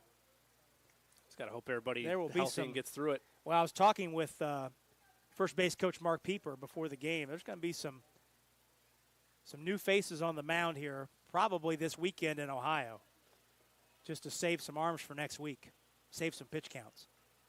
2-2 the count to Shutley. Troxel brings it. Here it is. Outside a ball, and the count goes full. That'll put the runners in motion with 2 away. Shutley tightening down the batting gloves. One more bad one and push him and load the bases and give Ash an opportunity.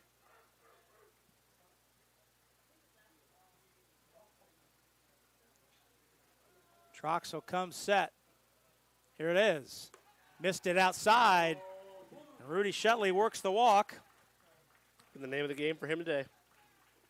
4th walk issued by Troxel. 3rd one that was not intentional. That loads him up. for Colin Ash. Ash 0 for 2. Struck out in the first. Got a hold of one, lifted it out to center field. First pitch swinging, and it's through into short right field for a base hit. One run is in. Here comes the throw to the plate. Head first slide. Doherty's in, and it's 4-2 on the clutch 2-out hit by the right fielder, Colin Ash. We just knew if Shutley reached, Rob, it was going to give Ash an opportunity, and he's had moments of clutchness this season, but 0 for 2 on the day prior to that. Steps up, no hesitation on that first pitch, right into the gap in between first and second, and pushes 2 across with some heads-up base running with the Royals now fully in the driver's seat, leading 4-2. And Parker Doherty had not even come up from the head-first slide. And Keith Nunley had come out of the dugout. He initially indicated toward the bullpen as if he was going to make a change. He motioned toward the right field. As it stands, it's a 4-2 game after the 2-run, 2-out single by Colin Ash. Rudy Shutley stands at second base, and Dylan Henry comes to the plate. Dylan 0 for 2 with 2 strikeouts, both swinging.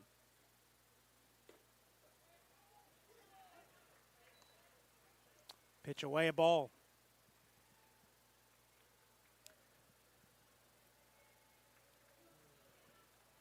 Dusk starting to fall here at La Pinta. Lights have been on for at least an hour. Pitch up tight, 2-0. Troxel may be overthrowing a little bit. We've passed the hour mark of this game. Both pitchers have been very efficient, but the Royals have sent 7 to the plate in this inning. Troxel has thrown a lot of pitches. That pitch is up, and Henry's worked at 3-0.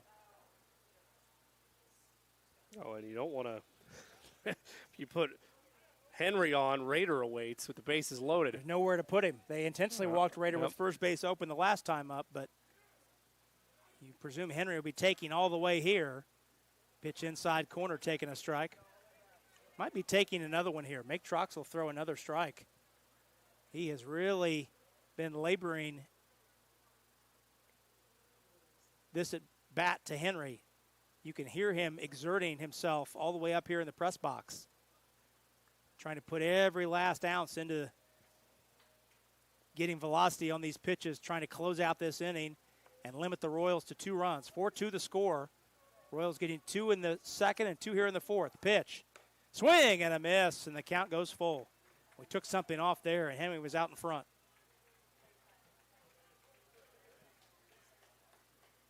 2 outs, runners will be in motion. Shutley at second, Ash at first. Ash can run a little bit. He's got 11 steals on the year. Pitch. Line right at the shortstop, who climbed the ladder a couple feet to snag it and end the inning. Boy, Henry hit it solid, but lined it right at the shortstop, Nunley, to end the inning. But the Royals in the inning get 2 hits, 2 runs. Strand 2. We're through 4. Royals lead it 4-2. 5th inning is up next. Jimmy's back with you on the Roncalli Media Network. Providing comfort for families in their time of need is the main concern of the staff at Lauk Veldoff Funeral Home. We are a small family-owned firm and take great pride in the personal service we offer and the family-like atmosphere at our facility. At Lauk Veldoff, we only serve one family at a time, providing compassionate care and affordable options, truly part of your community. Lauk and Veldoff Funeral and Cremation Services. Call 317-636-6655.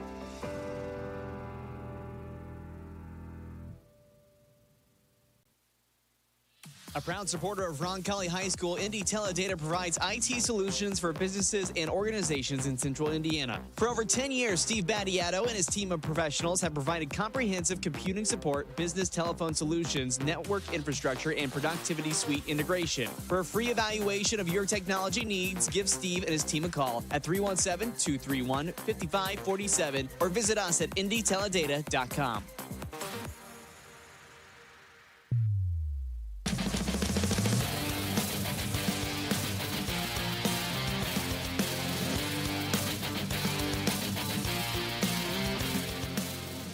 Welcome back to LaPinta Field as we go to the top of the fifth with the Royals in the driver's seat leading 4-2 with Rob Brown. I'm Jimmy Cook. Be Nolan Ratcliffe, the third baseman, to lead things off. He grounded to short his first time back in the third. J.J. Prendergast, still the pitcher of note for the Royals. Hasn't always been pretty with the zone, but he's been dealing. And his initial offering is in there for a strike, count 0-1. Well, you want to talk about efficiencies, Jimmy, and through pitch, chopped at, foul, behind home plate, 0-2. Totals through 4 innings show the contrast and the efficiency. We talked about how Troxel really had to work. The Royals made him go deep into counts in that bottom of the fourth. J.J. Pendergrast was just 57 pitches through 4 innings. 0-2. Upstairs, 1-2. Whereas Tate Troxel needed 83 pitches to get through the same 4 innings. That's a tip of the cap to Prendergast for certain. Looks now he's working with a 2-run lead. 1-2 is chopped at towards third. Scoop by Doherty. Throw to Jaffe is in time for the first out. Cross diamond. Good exchange from Doherty to Jaffe. 1 away. Sends us back at the top of the order with Ian Taylor. He's 0 for 2 on the day. Strikeouts in both the first and the third inning. 2 of the 3 strikeouts that Prendergast has delivered today have come at the expense of Taylor. Softball score update. Noblesville has pushed a couple more across and now lead 10-2 going to the top of the 7th. Initial offering is fouled. First base side off the netting. Count 0-1. Royals in front 4-2, top of the 5th.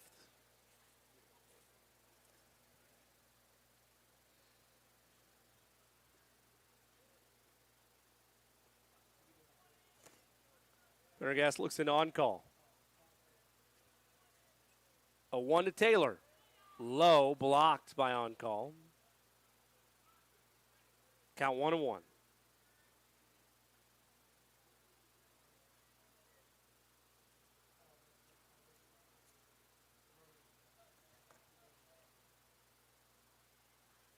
One. Upstairs 2-1.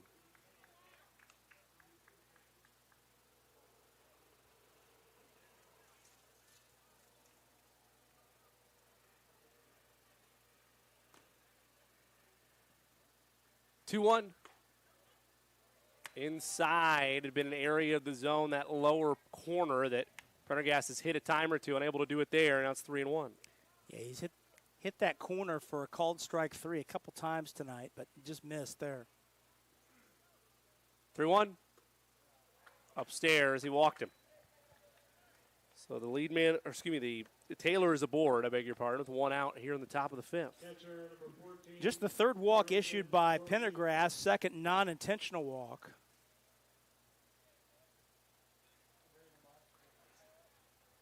In national news, on the NBA front, Nikola Jokic has been named the Kia NBA Most Valuable Player for the 3rd time.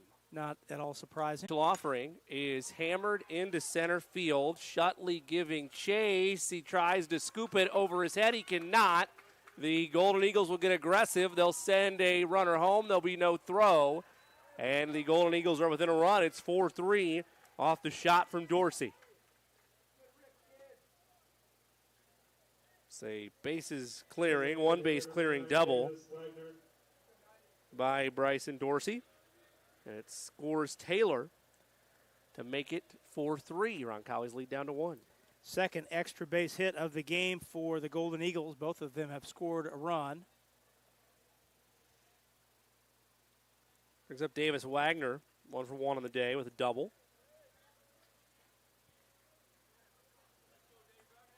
Top of the 5th, Royals lead at 4-3. Golden Eagles 1 out. Initial offering to Wagner is fouled off the netting. Count 0-1. Well, they had sent a courtesy runner out for Dorsey the last time he reached, but Dorsey's still down at 2nd base. I thought they may have sent a runner out, but the player who came out of the dugout was only coming out to track down Dorsey's protective guard. Prendergast 0-1 is chopped past the mound. Tough play for Rader. Throws to first in time. It does move the runner along, but Sam Rader once again being automatic and short. A nice throw over to Jaffe to beat Wagner's heavy footsteps up the base path. Now with the runner at third. Now here comes the courtesy runner, third base. Holden. Number 2, Penn Holden. Guerin batter, the pitcher, Tate Troxel. And with first base open, we'll see if they pitch to Ask Troxel. you that exact thing. What do you do with him? You walked him last time. This time it appears they're going to set him up and play. Golden Eagles 90 feet away from tying this ball game. With 2 outs at the top of the 5th. Royals lead at 4-3. Prendergast against Troxel. Prendergast takes a glance at the runner. Initial offering. Hit weakly. Foul. Past home plate. Count 0-1. Says Mark Pieper scrambling out of the dugout. Go track down that foul ball.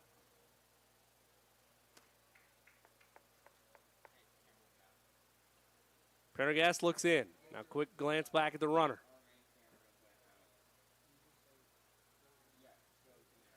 Jack Oncall called time. I think he wanted Tony Vittorio, the head coach who calls the pitches from the dugouts, to cycle through the signs again. Prendergast, again a quick glance, and now time is called by Troxel. Now Vittorio wants to go out and talk to his pitcher and his catcher just to make sure that everybody's on the same page signs-wise. Bring all the infield in for this meeting.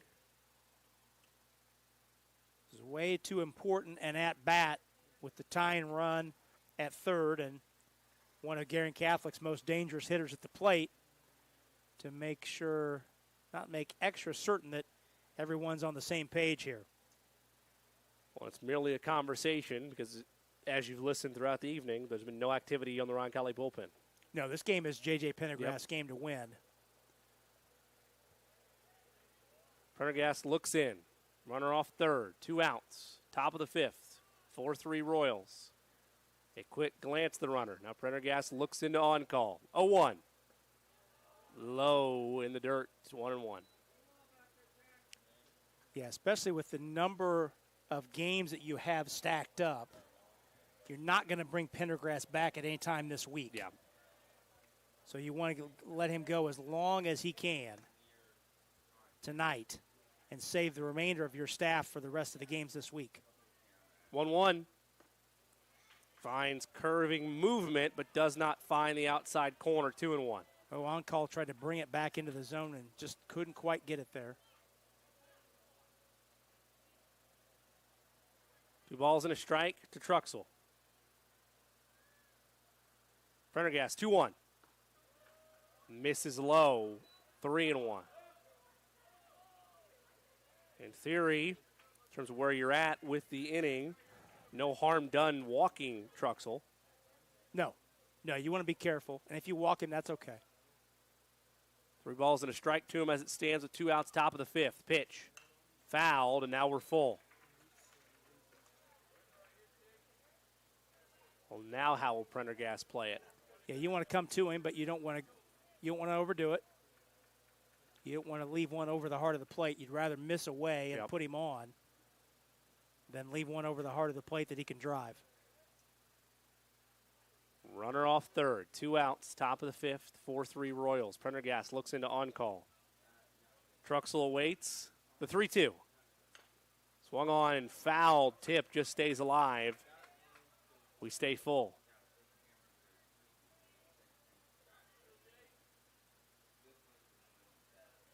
Troxel steps out. Now readies himself and steps in.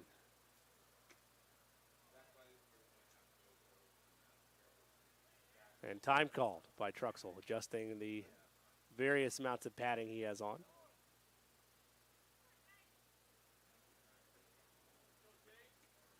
Prendergast, a quick glance to third. Once again, the 3-2. Called strike 3. Finding the outside corner is J.J. Prendergast. and a massive strikeout to end the inning. Wow. Wow. Big strikeout. 1 run, 1 hit, 1 left. We've played 4.5. Royals 4, Golden Eagles 3. Roncalli looks to add to it, and we come back on the Roncalli Media Network. Never lose your drive to deliver.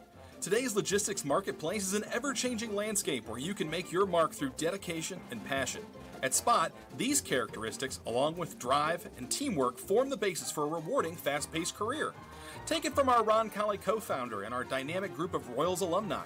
They've never lost the entrepreneurial spirit that provides the foundation for our continued success.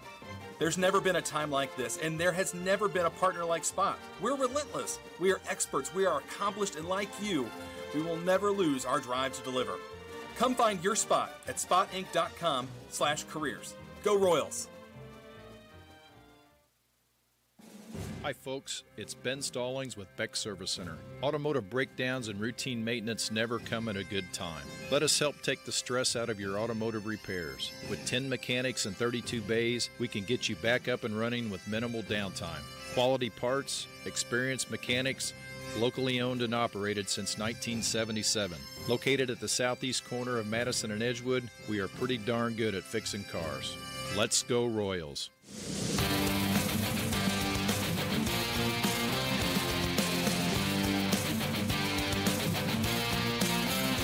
Now the new pitcher for Guerin Catholic is the senior right-hander Nate Grimmelspacher.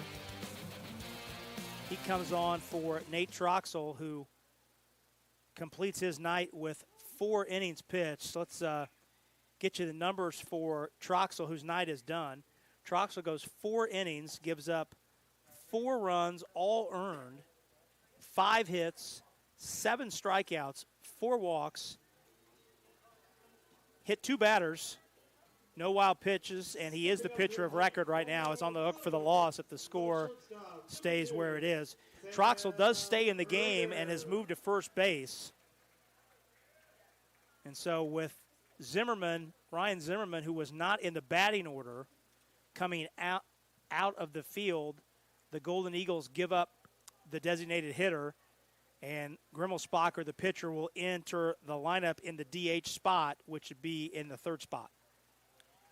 Initial offering from Grimmelspacher to Sam Rader, who leads things off to start the 5th, is outside.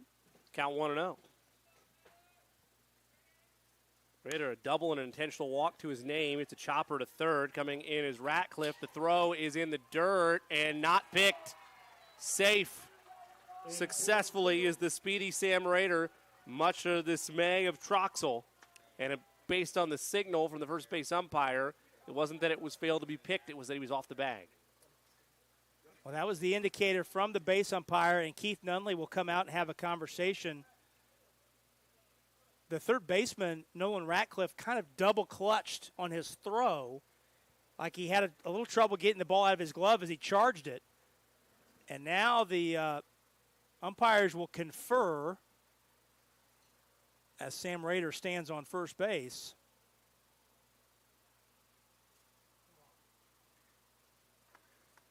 I would think it would have been the better angle for the first base umpire for his call there, no? But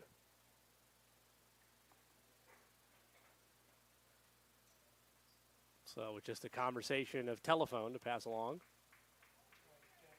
So that goes down as an infield hit for Sam Rader, his 2nd hit of the night, 6th hit of the game for the Royals.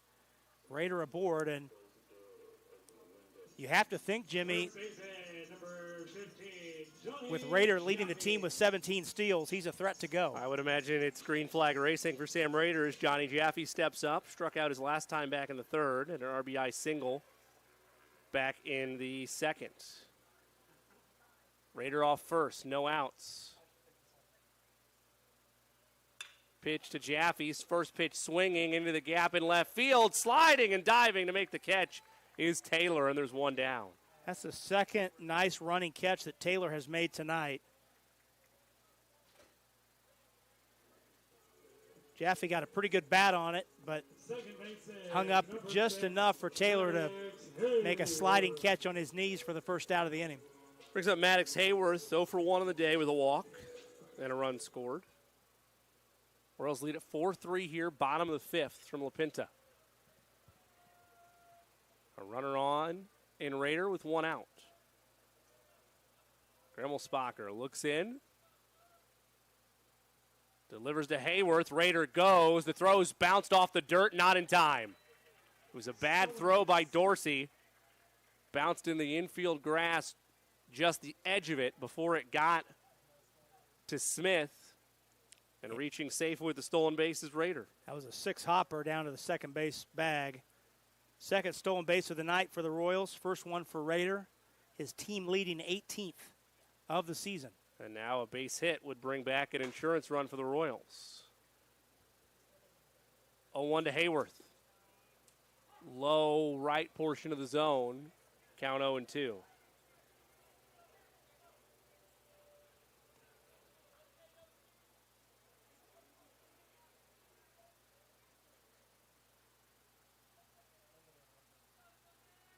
Rader off second. 1 out. Brief glance at him. 0-2. Fouled, first base side. Gremmel-Spacher has kind of a delayed motion, kind of flings it to the plate. Well, ironically, Jimmy, my last This Day in Baseball history comes to us from 2010. This day in 2010. Okay. It's a short trip in the DeLorean there. 0-2. Swung on a missed. 2 down. As Hayworth swings and misses for the second out of the inning. Brings up J.J. Prendergast, 0 for 1 on the day. Struck out back in the fourth and was hit by a pitch in the second. This day in 2010, the Yankees beat the Red Sox 14-3 at Fenway. Mark Teixeira hit 3 home runs. Oh, that's 3 text messages right there, Rob. Mark Teixeira 3 home runs at Fenway, becoming just the second Yankee. Initial offering to Prendergast finds the outside portion of the zone. To hit 3 home runs against the Red Sox in team history. Wow. Do you know who the other one was? It's only happened twice. I will in go. the history of the Yankee-Red Sox rivalry, as Dorsey comes halfway out to the mound, he yells something at his pitcher. It's only happened twice in the history of the Yankees-Red Sox rivalry. Okay, do me a favor. A Yankee has hit 3 home runs against the Red Sox. Can you give me the century? Are you willing to do that for me? It's in the 20th century. Okay. Pre-World War II. Which means pre-1939. Guess we'll go Ruth. You had a 50-50 shot. Lou Gehrig. Okay. Lou Gehrig did How it about in that? 1929. The Iron Horse. Hit 3 home runs at the original Yankee Stadium against the Red Sox. A lot of dancing on the base path by Rader, trying to get in the head of Gremmel-Spacher. Pitch is swung on, hit in the air to right field. Will that drop in? It will not. It's read cleanly the whole way by Taylor to end the inning. For the Royals, no runs. Make that no runs, 1 hit, and 1 left. We've played 5. Royals hanging on to a 4-3 lead, off to the 6th on the Roncalli Media Network. Providing comfort for families in their time of need is the main concern of the staff at Lauk Veldoff Funeral Home. We are a small family-owned firm and take great pride in the personal service we offer and the family-like atmosphere at our facility. At Lauk Veldoff, we only serve one family at a time, providing compassionate care and affordable options, truly part of your community. Lauk and Veldoff Funeral and Cremation Services. Call 317-636-6655.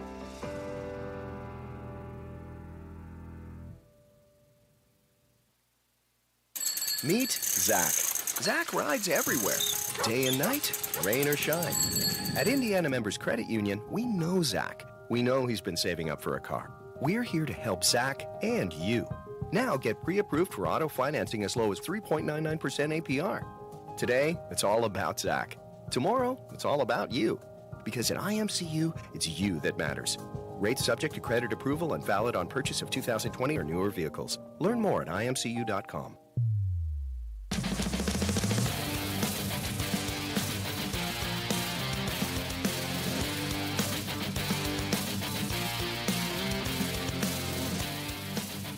So we go to the top of the 6th, 4-3 Royals. With Rob Brown, I'm Jimmy Cook. Roncalli in this pivotal Circle City Conference showdown with Guerin Catholic.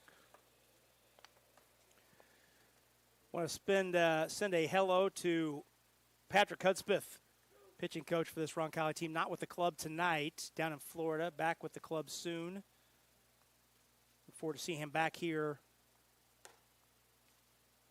ASAP. Glad he's listening to us down in Florida tonight. Coach Hudspeth. Look forward to seeing him back at the ballpark. 4-3 the score, heading to the top of the 6th. And speaking of pitching, J.J. Pendergrass has got a good one going tonight against the number 2 team in the state in Class 3A. Graham Breedle leads things off. He's 0 for 2 on the day. Grounded out to short back in the 3rd. And a grounder to first back in the 1st. Pendergrass initial offering. And their first strike. Count on 1. 76 pitches for Pendergrass through 5 innings. And I think you're tracking toward a 100-pitch, 7-inning night. If you get 6 more outs. Pitch out of JJ. Swung on, popped in the air, shallow right field. Coming on to make the catch is Ash. There's one away. Brings up Carson Smith, the second baseman. Grounded out to short both times, back in the 4th and the 2nd. Ash got a good jump on that ball. He was fighting a couple balls earlier in the game around dusk when it was kind of a sunset lights combination out in right field, but knew exactly where that baseball was off the bat. Initial offering to Smith, outside 1-0, and that's a good bounce back for Ash because admittedly had some of his fingerprints on those 2 runs because of the early struggles in right, but he's bounced back nicely. 1-0 to Smith, swing and a miss, 1-1. Our baseball birthdays today are not deep. Not a lot of depth to but we've got some good ones. Okay. You're going to learn some things today. Always learn something with you, RB. Baseball birthdays. 1 ball, 1 strike, 1 out to Smith. Cannot find the outside corner to the right of the plate, 2-1. 2 of our 3 baseball birthdays are players born on this day who have since passed, but we'll remember them nonetheless. R.I.P. 2-1 to Smith. Finds the middle of the zone, 2-2. One of them, the Hall of Famer Turkey Stearns, who was born on this day, May 8th, 1901 in Nashville, Tennessee. 5-time Negro League All-Star Turkey Stearns. 2-2. Hit towards short, or made that second, I beg your pardon, a diving stop by Hayworth, but he has no throw as he was in the dirt to make that play, backpedaling to find it. So it's a single for Smith. That was a tough play. Good job by Hayworth to knock that down, but he was going to his right, so he was going to have to get to his feet and throw back across his body, and looks like he's shaken up a little bit back to his feet. Brings up A.J. Nunley, the shortstop. He flew out to center back in the 4th and struck out in the 2nd. Turkey Stearns was born Norman Thomas Stearns, nicknamed Turkey because he ran with his arms flapping like a turkey. You said, to be clear, when about was his playing years? He played in the 20s and 30s in the Negro Leagues. Five-time Negro League All-Star. He's in the Baseball Hall of Fame. 0-1 is hit in the air into left field, giving Chase his manship. He'll make the catch, and there's 2 away. There's something about 1920 to 1940 where if you played baseball in any capacity, you weren't significant unless you had a nickname attached to you that had nothing to do with center fielder, 18-year career, 5-time Negro League All-Star. Listen to these numbers for the 1925 Detroit Stars. 95 games. Quinn Morrow up to the plate. He had 136 hits in 95 games, 136 hits. Wow. 14 triples, 19 RBIs, and 19 home runs, and 126 RBIs. Wow. In 94 games. Man. Turkey Stearns, Hall of Famer, passed in 1979. Couldn't do that with load management today. No, you could not. Turkey Stearns. Pitch is hit weakly to second. Hayworth underneath it, throws to first in time to end the inning. No runs, 1 hit, 1 left. We played 5.5. Royals looking for some insurance We go to the bottom of the sixth, leading 4-3 over second-ranked Guerin Catholic on the Roncalli Media Network. Steve's Flowers and Gifts is your family-owned Indianapolis and Greenwood florist. Our mission is to establish and maintain the highest level of floral value and customer service at comfortable consumer prices. For the best and freshest flowers in Indianapolis and surrounding areas, Steve's Flowers and Gifts has exactly what you're looking for. Check out our wide selection of flower arrangements to make your next occasion memorable. Call 317-787-3431 or visit us at 3150 East Thompson Road. When looking for reliable HVAC professionals, look no further than Anne and Bartram Heating and Cooling. Whether you need a routine maintenance check or an emergency repair on a heating or cooling unit, Anne and Bartram are available to handle all of your heating, cooling, and ventilation needs. Anne and Bartram strive to be the best, so call them today at 317-889-9574. They even have 24/7 emergency service. Call them today, Anne and Bartram, 317-889-9574.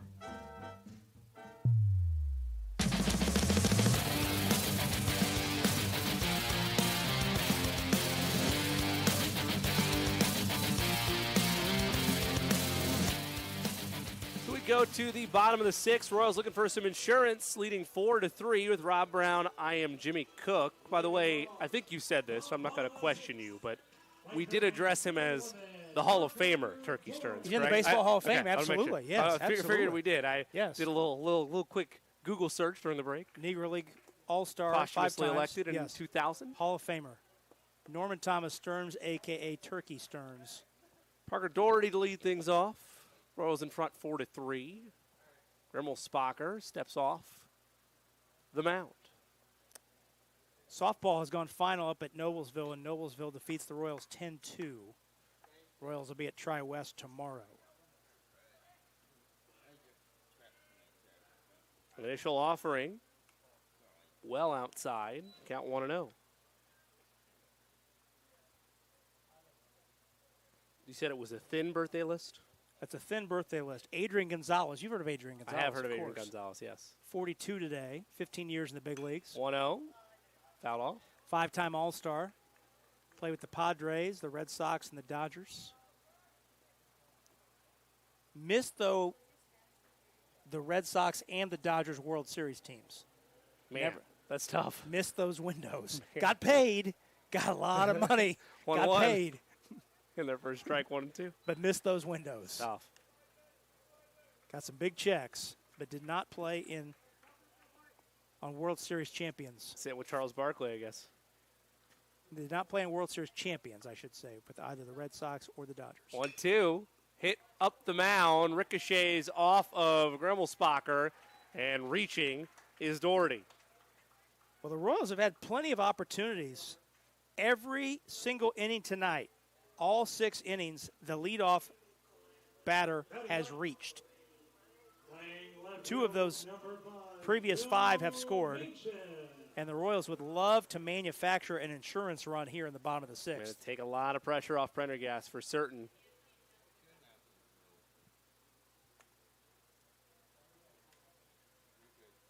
We'll bring up Will Manship, who shows bunt. He lays it down, but it goes foul. Count 0-1. With the third baseman, Ratcliffe was charging. He was 30 feet from home plate when that ball hit Manship's bat.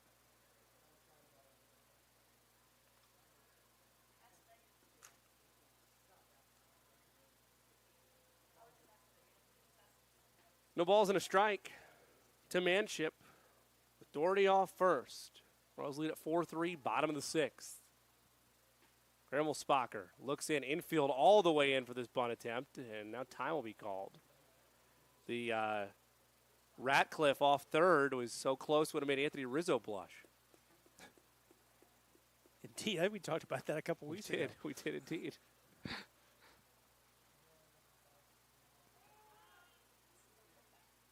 Once again, trot up, but not nearly as close. Bunt is laid down cleanly. The throw from the catcher is in the dirt into right field. The Royals will hit the brakes, though, but they have first and second and nobody out, thanks to an excellent bunt from Will Manship. Great speed by Manship. Is going to take a perfect throw to get him. Nice job, though, by the second baseman, Smith. Carson Smith backed up the first baseman Troxel. So that ball only rolled about 10 feet past first base, and it kept the runners at first and second. There was a real opportunity now to develop one, maybe two insurance runs. They're back at the top of the order, the dangerous Rudy Shutley. He's not reached via a hit today, a walk, and a hit by pitch. He'll show bunt. Once again, Truxell comes in. Bunt is laid down right at Truxell, and he slipped. He slipped, and everybody's safe. He was headed for all his momentum to throw a laser to Ratcliffe to try to get out Doherty, but his momentum and body weight slipped out from under him on the grass, and the Royals have the bases loaded and nobody out here in the bottom of the sixth. Well, Troxell fielded that ball quickly. He was in tight, but his shoulders were not square to third base, so as he tried to swivel his hips toward third base and square his shoulders, his feet, and that area in front of home plate, and a credit to the Roncalli maintenance staff today to get this diamond ready to play. Yeah. After all the rain that we got last night, they worked all day today, led largely by the birthday boy, Jason Sims. Happy birthday to Coach our guy, Sims, the assistant athletic director here at Roncalli, and the head coach, Tony Vittorio. That area, that grass just beyond the cut of the home plate dirt circle is still a little slippery, and as Troxell swiveled his hips to get himself square to third, you called it, Jimmy. His feet just went right out from under him. Like a cartoon slipping on a banana peel. And the Royals are beneficiaries as the bases are loaded and a chance to bust this one wide open as Colin Ash comes up. Reached on a single back in the fourth. It was a two-run RBI. He's 1 for 3 on the day. Flew out in the third and struck out in the first. Bases loaded, no outs, 4-3 Royals, bottom of the sixth. Grimmelspacher looks at all the damage on the bases and delivers his initial offering. Swing and a miss. Ash, big cut, 0-1.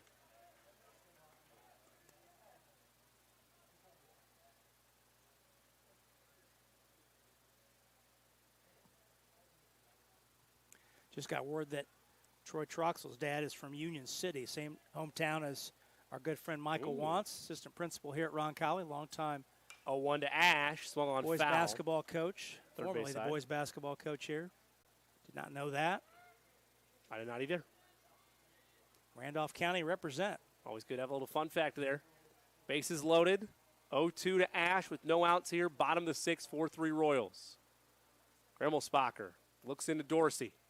Back at the base paths. 0-2. Just misses. 1-2. Well, that was some real discipline there to look that one in to the catcher's glove. That had been called a strike a time or two. But you're right, even more discipline there because of that by Ash.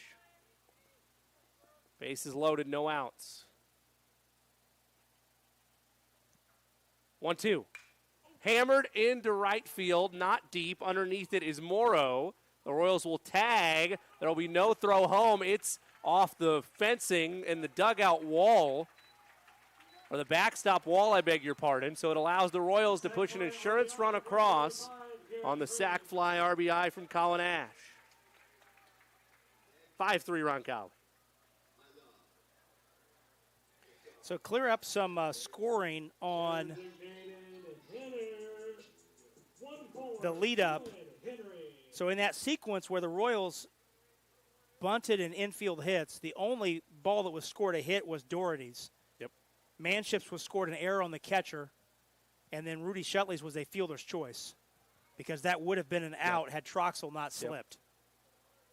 Initial offering to Dylan Henry, who is 0 for 3 on the day. A fly out to short in the fourth, struck out in the third and the first. So in that initial sequence, offering's a ball. Excuse me, Jimmy. In that sequence, just one hit for the Royals. Okay. Runners off second and third, one out. Bottom of the sixth. Pitched in there for a strike. Right to the right side of the plate. Count 1-1. But what a difference it makes for Pendergrass to come out and pitch this top of the seventh with at least a 2-run lead.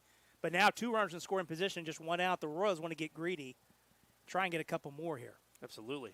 1-1. Fouled off, 1-2. Kind of a weak swing there for Henry. Couldn't get his body all the way into that. So a ball and 2 strikes to Dylan Henry with runners on second and third and 1 out. Here in the bottom of the 6th, Royals lead at 5-3. And as Rob alluded to, trying to be a tad bit greedy here and add another insurance run. Infield is in on all 4 spots. 1-2. Low 2-2. Well, that pitch looked good coming in. And I don't know if you mentioned it, Jimmy, but Henry's last at bat, after he struck out twice against Troxel, his last at bat, he hit an absolute bullet. Yep. That the shortstop Nunley caught to end the inning.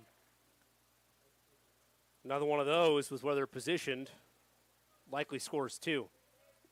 2 balls, 2 strikes, 1 out. Bottom of the 6th. Runners on second and third. 2-2. Outside, we're full. 3-2 as Henry, I beg your pardon, battles back.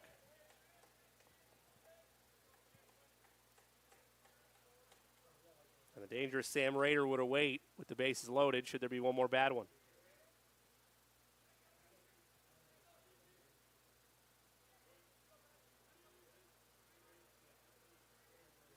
Three-two to Henry. Foul back.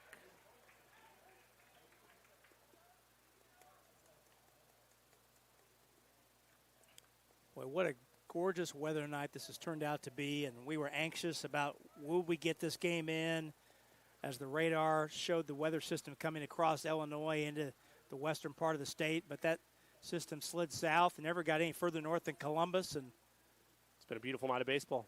3-2. Swung on, foul. First base side. Well, and all the athletics folks in Central Indiana that have really struggled to get games in were due to catch a break and get this one in. And certainly, I think, first and foremost, the kids on both of these teams to get this game in. Yeah. Especially these seniors that are running out of opportunities to play at the high school level. And see them get as many games in as they can. And for those trying to chase a conference title, really puts pressure on different days. What could have been a doubleheader tomorrow instead to get to play it tonight. Runners on second and third, 1 out, bottom of the 6th. Henry awaits 3-2. Swung on once again. He continues the battle. Fouled same spot. First base side out of play.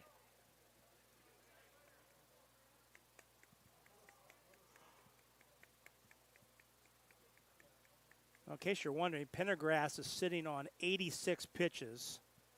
So that's a workable pitch count heading into the top of the 7th. But Royals would love to see him have a 3 or 4 run lead instead of a 2-run lead. Again, the 3-2. Popped into right field. Royals will be ready to try and tag. The throw is, they will not tag up. The throw is well played from Morrow to Dorsey. And Shutley, even with his speed,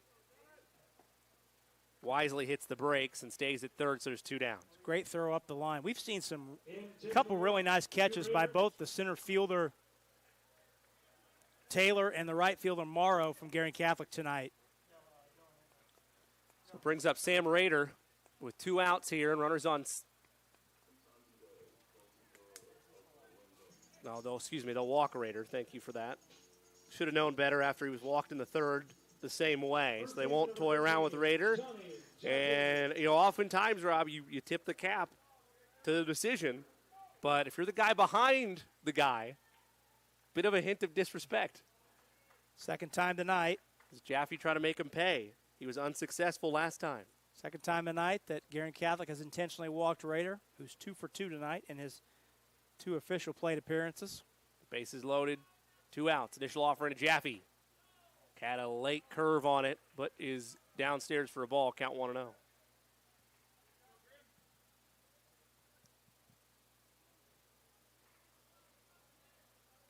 Always enjoyed that chess match work. All right, if you're going to walk the guy in front of me and deal with me, let's see if Jaffe can make him pay. 1-0 to Johnny. Is swung on, foul. First base side of the play, count 1-1. Either way, the Royals did the job they wanted to do in this inning. They grabbed an insurance run. Get at least one, yeah. I'd love to get one more with where this was positioned with just 1 out. You head into the bottom of the inning wanting to get at least 1. Yep. Now you want to get greedy and try and put a crooked number up, which the Royals did in the 2nd and the 4th. Jaffe steps out, now steps back in. Ball and a strike to him, 2 outs, bases loaded. 5-3 Royals here at the bottom of the 6th. Gremmelspacher takes a glance at the runners. 1-1. Jaffe hits it weakly down the right field line, and it's an impressive full-speed sliding effort catch by Morrow to end the inning. So the Royals, and Morrow's had a couple of those tonight. So the Royals leave the bases loaded, but they do push one across.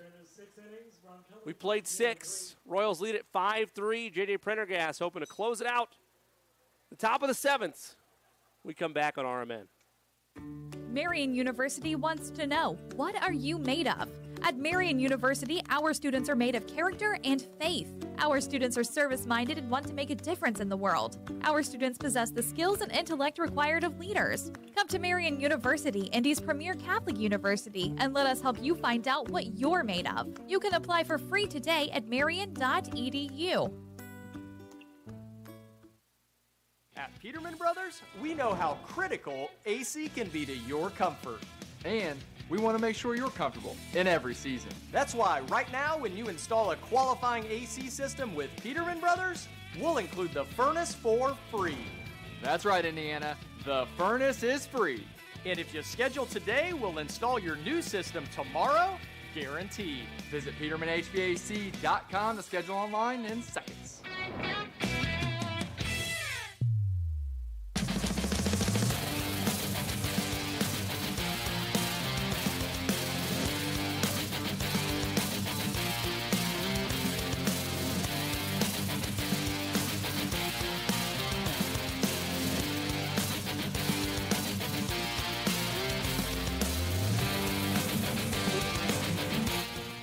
Go to the top of the 7th as the Royals look to close this out, leading 5-3 over second-ranked Guerin Catholic. Owen Ratcliffe, the third baseman, leading things off. Over 2 on the day, grounding out to third and to first, respectively. And J.J. Prendergast still out there, trying to get a complete game win. Initial offering to Ratcliffe. Couple defensive changes Outside. for the Royals. Luke Green is now in at first base, and Gio Artizone is in playing third base for the Royals. So 2 defensive changes here in the top of the 7th. Pitch, fouled back, count 1-1. The official change on the field for Roncalli. Gio Artizone is now playing third. So 2 defensive changes, both in the infield for the Royals. This is where the binoculars come in handy, Jimmy, because I've got old eyes. 1-1. Your word's not mine. 2-1.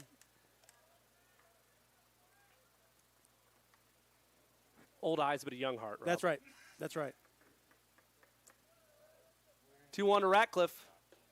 Low 3-1. So we got one more baseball birthday today, and it's a man who has passed, born on this day, April 8th, 1893. 3-1 to Ratcliffe. Outside and a leadoff walk.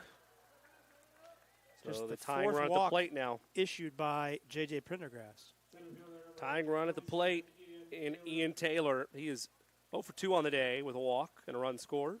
So born on this day in 1893 in Oakland City, Indiana, about 35 miles northeast of Evansville. Ed Roush. That's Ed with 2 D's. Ed Roush. Baseball Hall of Famer. Center fielder. Pitch, fouled back off the netting, count 0-1. Won 2 batting titles in the National League. Played 18 years mostly with the Reds in the 20s and teens. Baseball Hall of Famer Ed Roush, born on this day, 1893. 0-1 to Taylor, in there for a strike. Right down the middle, 0-2. Here's the most fascinating thing about Ed Roush. Ed Roush, born in 1893. He lived until 1987. Wow. He lived to be 94 years old. Man. 0-2. Hit weakly, fouled off. He was one of the longest living members of the Baseball Hall of Fame. I believe that. In terms of Baseball Hall of Famers who lived past the age of 90. Does that get an extra star on the plaque or no? It should. I would agree. It should. Ratcliffe off first. Tying run at the plate is Taylor in an 0-2 hole. Prendergast, quick glance at the runner. 0-2. Upstairs 1-2. And I don't know what the count is, the number of Baseball Hall of Famers born in Indiana, but he is on that list. Ed Roush. Prendergast looks into on call. 1-2 is popped into the infield. Calling it off is Artizone, and he makes the catch for the first out. Pendergrass called that initially, then Artizone came in, and you heard Pendergrass say, take it, take it, take it. And the freshman Artizone hauls it in. Catcher number 14, Bryson Dorsey. This brings up Bryson Dorsey, the catcher. He is 2 for 3. 2 for 3 on the day. Thrown out, though, back in the first, but a double and a single to his name. Initial offering to him is just upstairs 1-0. Has an RBI as well with that RBI double in the fifth. Dorsey ahead 1-0. Ratcliffe off first. Pitch. Hammered. Foul. Count 1-1. Bottom of the, or top of the seventh, I beg your pardon. Royals in front 5-3. Again, top 7, 5-3 Royals with 1 out. The tying run at the plate currently is Dorsey. 1-1. Misses, 2-1. That was just missed. Outside portion of the plate, just barely on the right side. This next pitch will be pitch number 100 for J.J. Pendergrass. 2-1. Fouled right at us off the net. 2-2. I'll tell you what, Rob, in terms of, I was from afar, so maybe you could break out the binoculars and confirm this for me, but Prendergast appears to be carrying himself pretty well for a guy just over 100 pitches now. Yeah, he's still as sharp as he was in the first inning. Once on call, the cycle through the signs again, and he knows this is his game to finish. Quick glance at the runner. 2-2. Popped down the right field line, giving chase is Green. He makes the catch, and the Royals are an out away. That ball hung up for Green. Looked like it was going to drift foul, but a little breeze now hung up for him.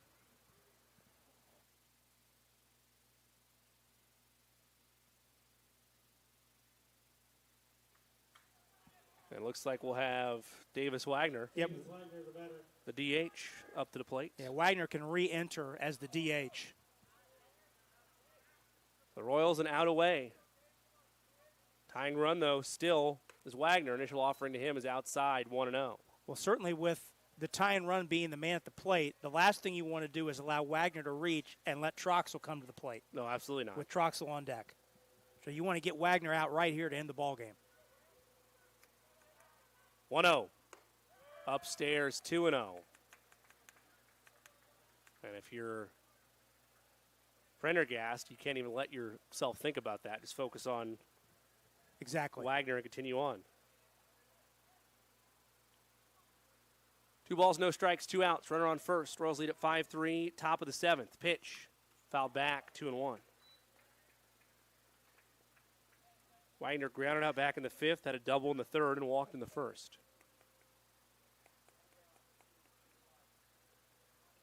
Royals looking to improve to 8-1 in the Circle City Conference and be fully in the driver's seat going into tomorrow's trip up north against the Golden Eagles. 2-1 to Wagner. Fouled back, 2-2, and the Royals a strike away.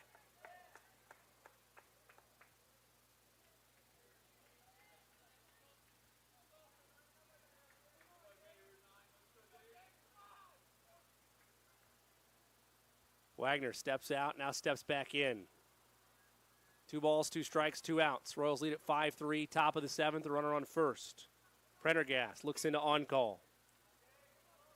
Wagner awaits. 2-2. Outside, and we're full.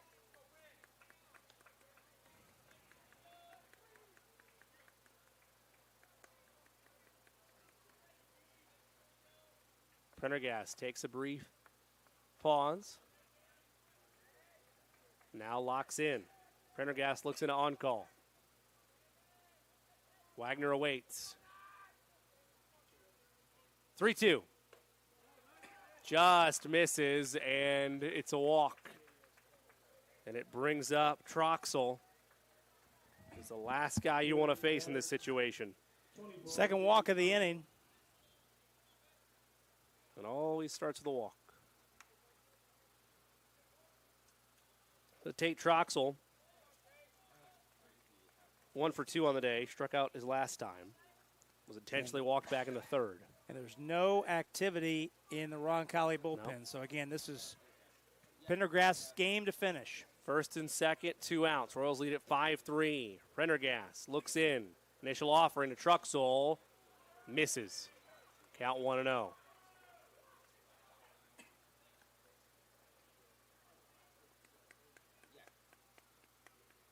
And now Coach Vittoria is going to come out and have a conversation with Prendergast. A pivotal moment in this ball game.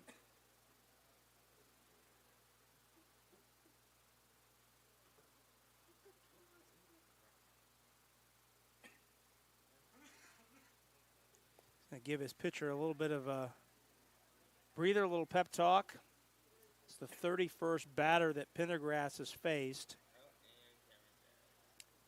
5 walks in the ball game for Pendergrass, but 2 here in the inning.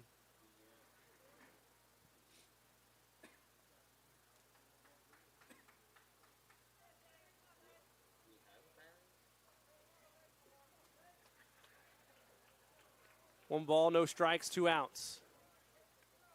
Runners off first and second for the Golden Eagles. Royals lead at 5-3. Top of the 7th. Pendergast looks in. 1-0. Fouled back. 1-1.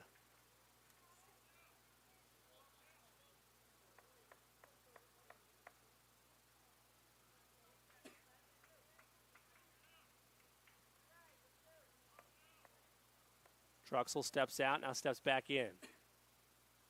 Pendergast, a quick glance at the runners. Ready to deal. 1-1.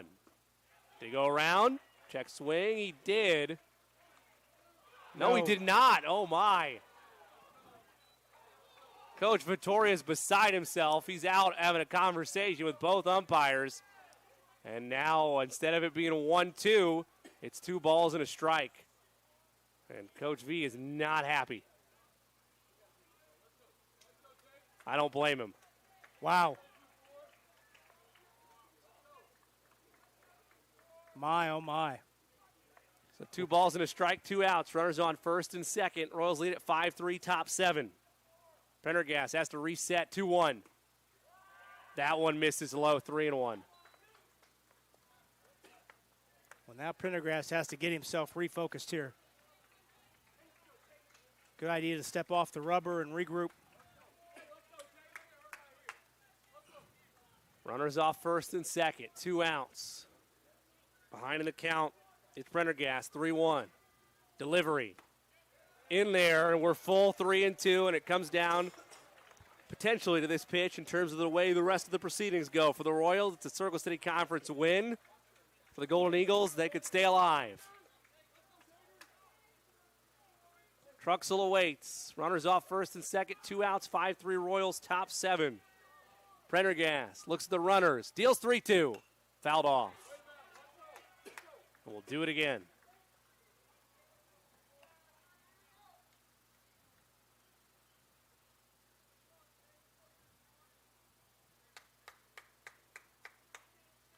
Prendergast a deep breath. Runners ready to go on contact off first and second. 3 balls, 2 strikes to Truxell, and time is called.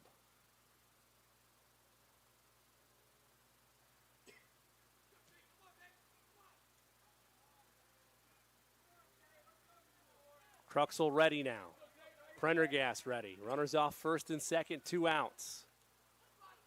Prendergast glanced at the runners, looks into on-call. 3-2. Fouled off. First base side. Yep, that was in on the fist, and Truxell able to push that down the right side the other way, just over the first base dugout. So we'll do it again. Truxell steps off, takes a deep breath. Prendergast does the same. Runners ready to go first and second. Truxell representing the go-ahead run. 3 balls, 2 strikes, 2 outs, top 7, 5-3 Royals. Prendergast, a deep breath, looks in, 3-2.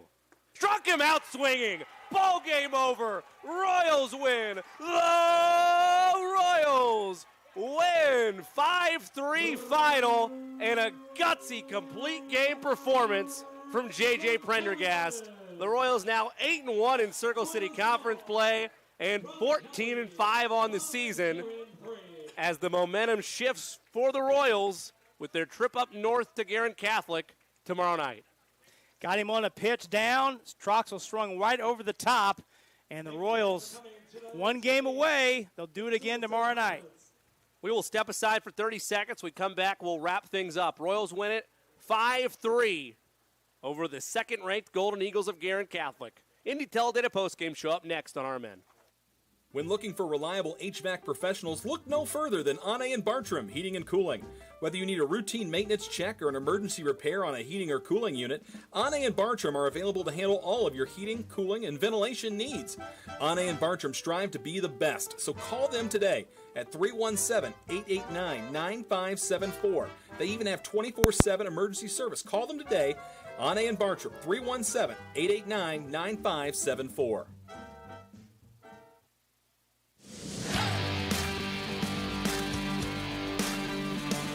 Welcome back to LaPinta Field for the final time.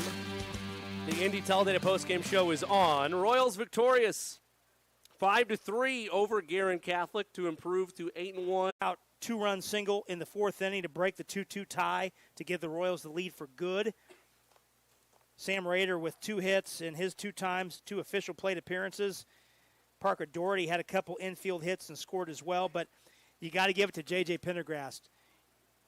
In a game where if you get the win tonight, you control the conference title with the win tomorrow. But you had to win the first game to be in control, to be in the driver's seat, if you will.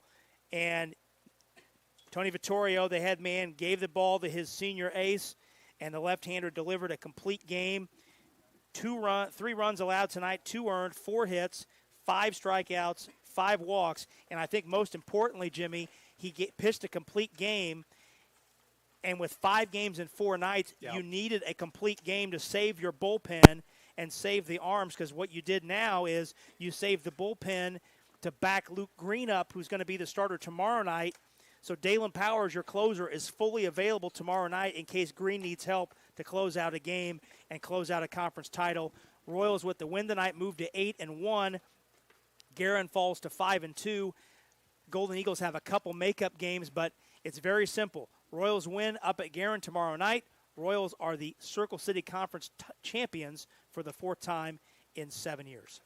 So does J.J. Prendergast, tonight's Indianapolis Fruit Player of the Game, with your full game final numbers. RB has those. Our line scorer tonight, Guerin Catholic, 3 runs, 4 hits, 1 error, and 7 left. Roncalli, 5 runs, 7 hits, 2 errors, 9 left. Time of the game, 2 hours and 10 minutes. Winning pitcher, J.J. Prendergast.